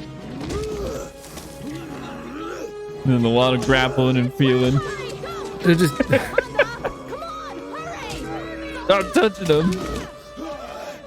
Sorry, man. I love how they just give up. They're like, you know what, whatever. Let's get out of here. Yeah. And and we see like I think after everybody runs out, Zangief's just like, what do I do now? And then that's when DJ catches up to him, right? Yeah. Well, it starts because he's with DJ's with Bison first, and then like sees that the Allied troops are coming and raiding, and they're like, well, it's over. And Bison's like, you know what? Fuck it. I'm going down. If I'm going down, I'm gonna go out fighting. So, but like clearly he didn't want to die, so he ran away. And he went to go loot as much money as he could. Mm-hmm. Well, there you go. There was his purpose, is to try and steal all the Bison bucks. Yeah. Well, he didn't know they're Bison bucks. He was just like, this is my retirement money or whatever. Yeah. That's what it is. And through that because he does that, and then he runs into Zangief, and then he explains to Zangief that we're the bad guys. Zangief, being a big dummy, thinks that they're the good guys. And then he's like, why are you here? And then DJ's like, oh, I'm here for the money, man. Yeah. Yep. Exactly. And then Zangief, change of heart, becomes a good guy like in an instant after he was just trying to kill E Honda. Yeah.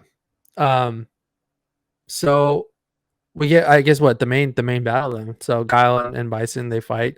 Bison challenges Guile, and then Guile comes out and meets him, and they make everybody leave. So it's just 1-on-1. which was pretty cool. And when Guile first punches him, it's I think a scene or one of the scenes from the trailer, but that's when he has his like flexed bicep from whatever angle it was. He punches him and then the camera follows his bicep and you can just see him. He's flexing and was like, oh man. With the tattoo. Yeah, with the tattoo. They're going at it, and again, I even wrote down, dude, like Van Damme can definitely fucking kick pretty well. Yeah. He's got his fucking he's roundhousing the shit out of him. He like final roundhouse kicks him into the control board, and Bison gets electrocuted. And he looks dead, but we know better in this movie because everybody dies and comes back. So I guess Bison was wearing his suit was some sort of like detection, like health detection thing, right? So it's all that he was getting. Yeah, he was injured, and so his suit provided him like, what was it? It was like a shock, like one of those electroshocks to try and get your heart started again. So it works, and now he's like supercharged because he got electrocuted. So now apparently he can shoot electricity out of his hands. And he could also levitate, so that was part of it too. Yeah, and he's got a defibrillator. He's got a jetpack in the feet. Everything, dude. He's got it all figured out. And now we're doing Superman. No,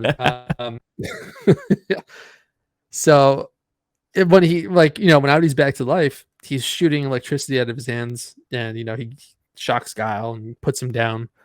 I thought it was just Did we know that there was rockets in his shoes, right? It was like a jetpack. He did the classic two-fist Bison move, and then I think it was just like, I don't know if it was smoke or if we saw a bit of flame, but there was definitely something.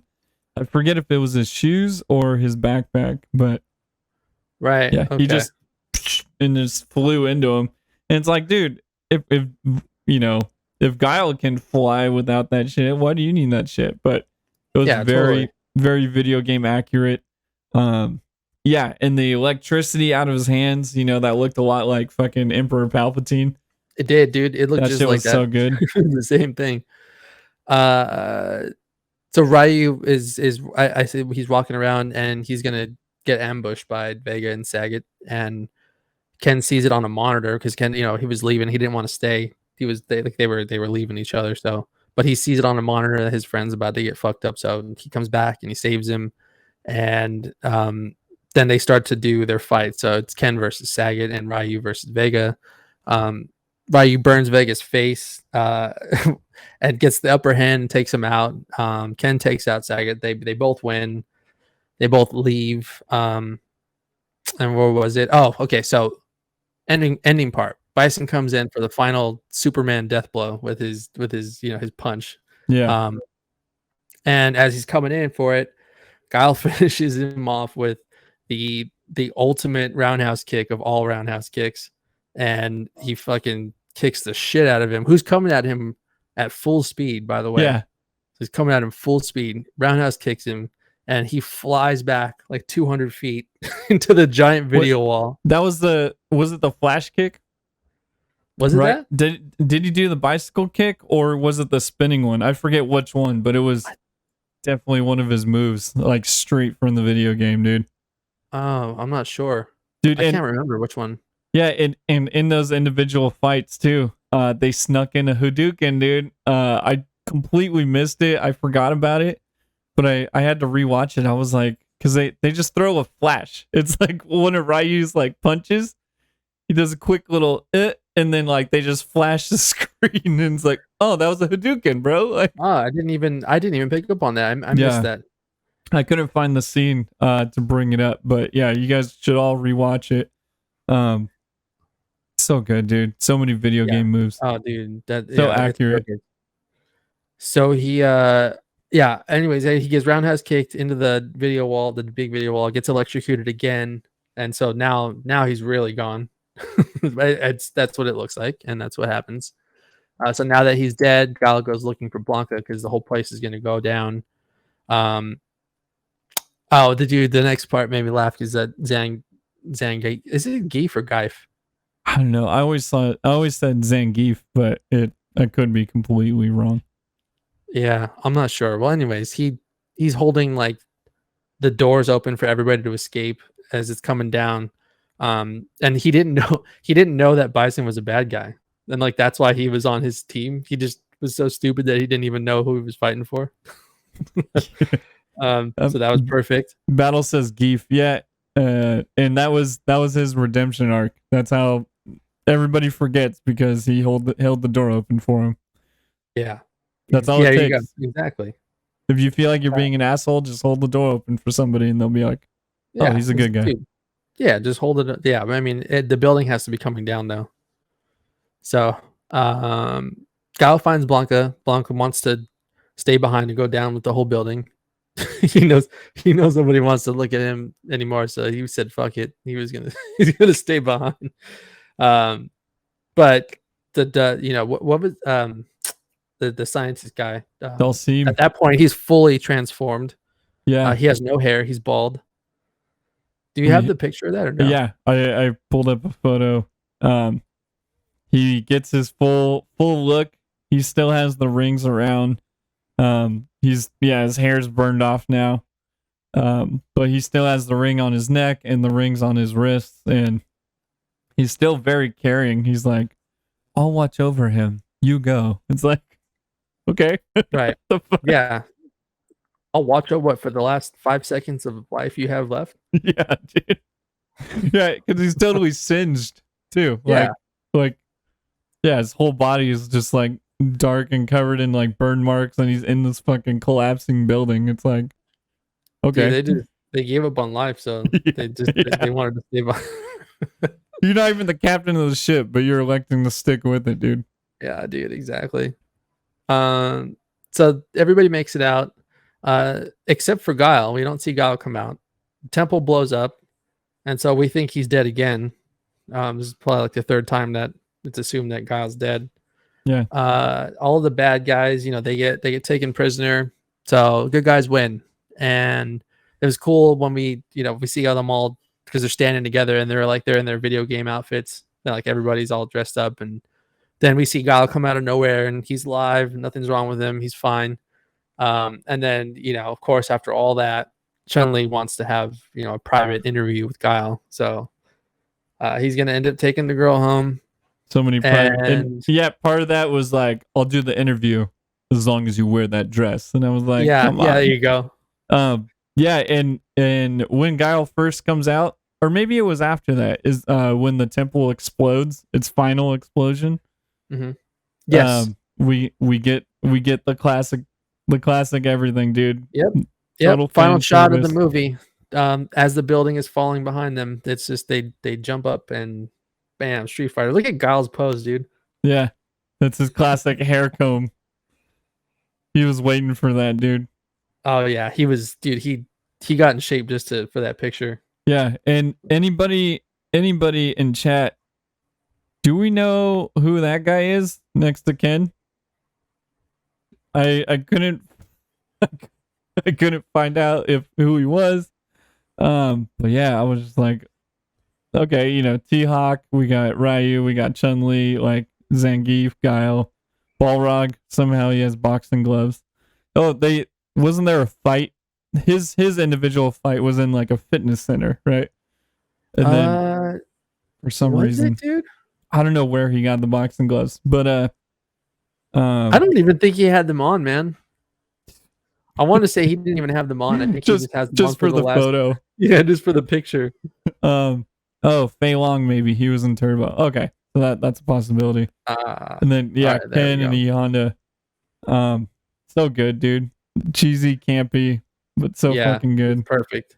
And then like the logo shows up right in front of him. Here, we can go this way for the picture. Here, we'll get in with him, dude. Here, leave that picture up in the middle, and then we can pose on the other side. There we go. There's the screenshot for YouTube. Yeah, perfect. So that's it, dude. Movie's over. Good it guys was fun. Won. Bad guys died. Won. Bad guys died. It was cool. It was a fun movie to watch. I don't necessarily think that I need to watch it again, probably for the rest of my life. But it was fun to go back and watch again. It was like, nostalgic, and it was definitely a good watch though. Yeah, and need to watch it versus want to watch it. There's there if it's on, I'll definitely watch it, but I feel like you need to at least watch it one more time, or at least watch the ending. Actually was able to get it queued up, because there is an end credit scene. They did it way before Marvel, dude. I forgot about this, that you had this. I can't wait. Yeah, so that scene we just saw, the end credits roll, and then after that we get this little Easter egg. Solar batteries recharging.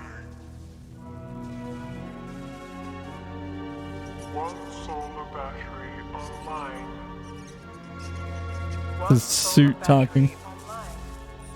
Slowly coming back to life. To activate system. System activated. Good morning, General Bison. What is your menu choice for today? World domination, baby. Domination, dude. Replay. Damn. Round 2.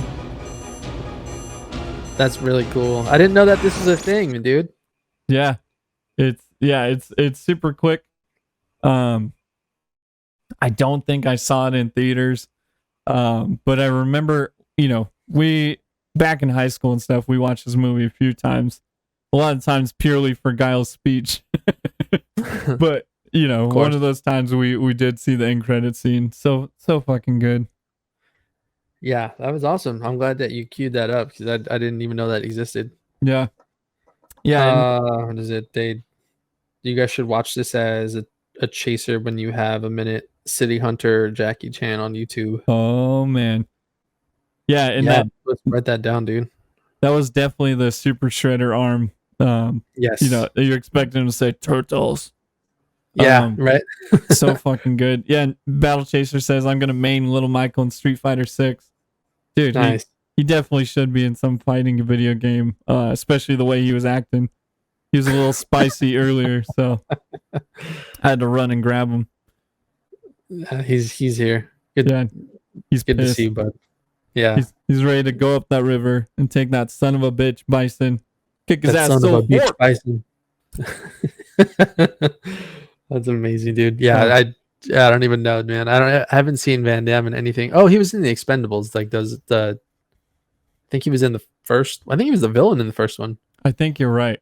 Or the second one. He was in a Volvo commercial. Fucking legendary. If you guys haven't seen it, look it up. No, I haven't seen that either. They had, I don't know if it was electric trucks or self-driving trucks, but they had some technology with big rigs, and fucking Van Damme does the splits between the big rigs as they're fucking driving, shit. dude. Hell yeah. And I'm like, dude, you're like 50 years old. What are you doing? Classic Van Damme, dude. So good. But apparently he never does. Guile had 3 or 4 lives in this 1 hour, like 45-minute movie. So yeah, he can't die. Yeah, that could just be a Jean-Claude Van Damme thing. The son of a bitch won't go away. So good. Oh shit, dude, this was a good one to watch. And thank you for everybody who was joined and watched us talk about this crazy ass movie. It was so fucking fun, man. Yeah, so damn good. Casting, costume, everything was on point. The fan service for the gamers out there, completely on point. Totally, yeah. Little flukes and little hiccups that were hilarious, dude. But I would rewatch this, man. As a tongue in cheek. What would you rewatch over, comparing our other retro relapses, the Mystery Men, Double Dragon, Phantom? I would rewatch. I would for sure. I would watch Mystery Men as like just a movie that I enjoy watching because it's very silly. Yeah. But if I took that one out, I think I liked probably Double Dragon. Okay. I feel like I would watch that over this one. Yeah. I think. Double Dragon was way more over the top. This one they tried to make a lot of sense of it, but Double Dragon they just said fuck it, let's take acid and make a movie, dude. Yeah, they didn't give a fuck, dude. Hunter S. Thompson wrote that shit. And yeah, so it's just there's a lot of things about that I enjoyed about that, but yeah, man, this one wasn't bad, dude. But yeah, I just this is I don't know, man. There's something about it that I'm just not thrilled to put on again and sit through. Yeah, 100%. But I will remember Guile's speech forever, dude. Oh yeah, how could you not? So fucking good. Yeah, this was awesome, man. This is a long-awaited episode. When we were talking about Retro Relapse, this is one of the first movies that came up. Yeah, and we just need to find that came up. The right behind we just need to find that came up. Oh my god. Yeah, I'm hearing myself. Another one that we were thinking of doing was Super Mario Brothers around the same time period too. So a lot of the same tropes that we'll probably run into again. Dude, yeah, we need that bingo card, and we need to get you guys. We need to make a Discord, get you guys in the Discord, and start streaming these things as we're watching them. Yeah. Still fucking funny, man. And yeah, it would be a blast to watch these with you guys. Yes. Point out some of the Easter eggs and make notes. Yeah, and get you guys involved a little bit more. So maybe that'll come up soon, dude. And Super Mario Brothers would be a good one. It would be. Yeah, that was awesome. Especially with the new Super Mario Brothers coming out, dude. Oh shit, that's right. I forgot about that, man. I have no idea. It's gonna be terrible. I think it sounds terrible. Yeah, I think Chris Pratt is Luigi or something like that. It's just ridiculous. Yeah. So Chris Pratt's Mario. Is he Mario? Charlie Day is Luigi, and I'm like, how does that work, dude? Dude, it doesn't work. I don't know. I mean, I'll reserve judgment, but I don't know, dude. Just based off of that casting, there's just no way. Oh, and the one good casting, I think it's official. Jack Black is Bowser, dude. Oh, I'm like that. Okay, I can see that, dude. Yeah, I mean, yeah, that's close. I could see that. I could see that's within the realm of possibility for that. Yeah. Are they keeping the Demolition Man boots in it? Oh yeah, so good for Bertha or whoever wore them. Yeah, I forget. It's been a long time, dude. Yeah, and then they put them on so they can fly around everywhere. Hilarious, dude. None of it made fucking sense. I think the Toad was it? No, the Goombas. I think the Goomba scene in the elevator. Yeah, that shit was pretty swaying and dancing. Yeah, so good. And at least they got the the Mario and Luigi. They got really good. So. Mario and Luigi Mario. Yeah. So fucking funny, dude. So good. Cool. Seth Rogen's Donkey Kong. Oh shit. What, really? Battle, is that for real? That's pretty fucking good. Right. Well shit, guys. Thank you so much. Appreciate you guys being here. Hell yeah, we will be back next week. Marcus and I gotta talk. It'll either be Wednesday or Thursday, but Thursday's looking good. Appreciate you guys being here. Mm-hmm. Thursdays. It sounds like Thursdays work from the last time we asked, the last few times. Yeah, and I think that's all I had. Marcus, I don't know if you wanted to add anything else. Yeah, no, that's it. Just that this was fun, and thank you as always for coming back and listening to us ramble on for 2+ hours. But hopefully, hopefully we keep your entertainment. So absolutely, thanks for always coming back. Yeah, and please stick around for the raid, guys. We are going to head over to another fun stream. This guy does well with questions, so I don't know if you want to ask. You got a Street Fighter question that we can ask this next streamer here? Do I? Yeah. A Street Fighter question. Shit. No, I don't. I mean, based off of anything that we talked about today? You mean the movie? Can you give us a Hadouken? How about that? Okay. So type that in this guy's chat.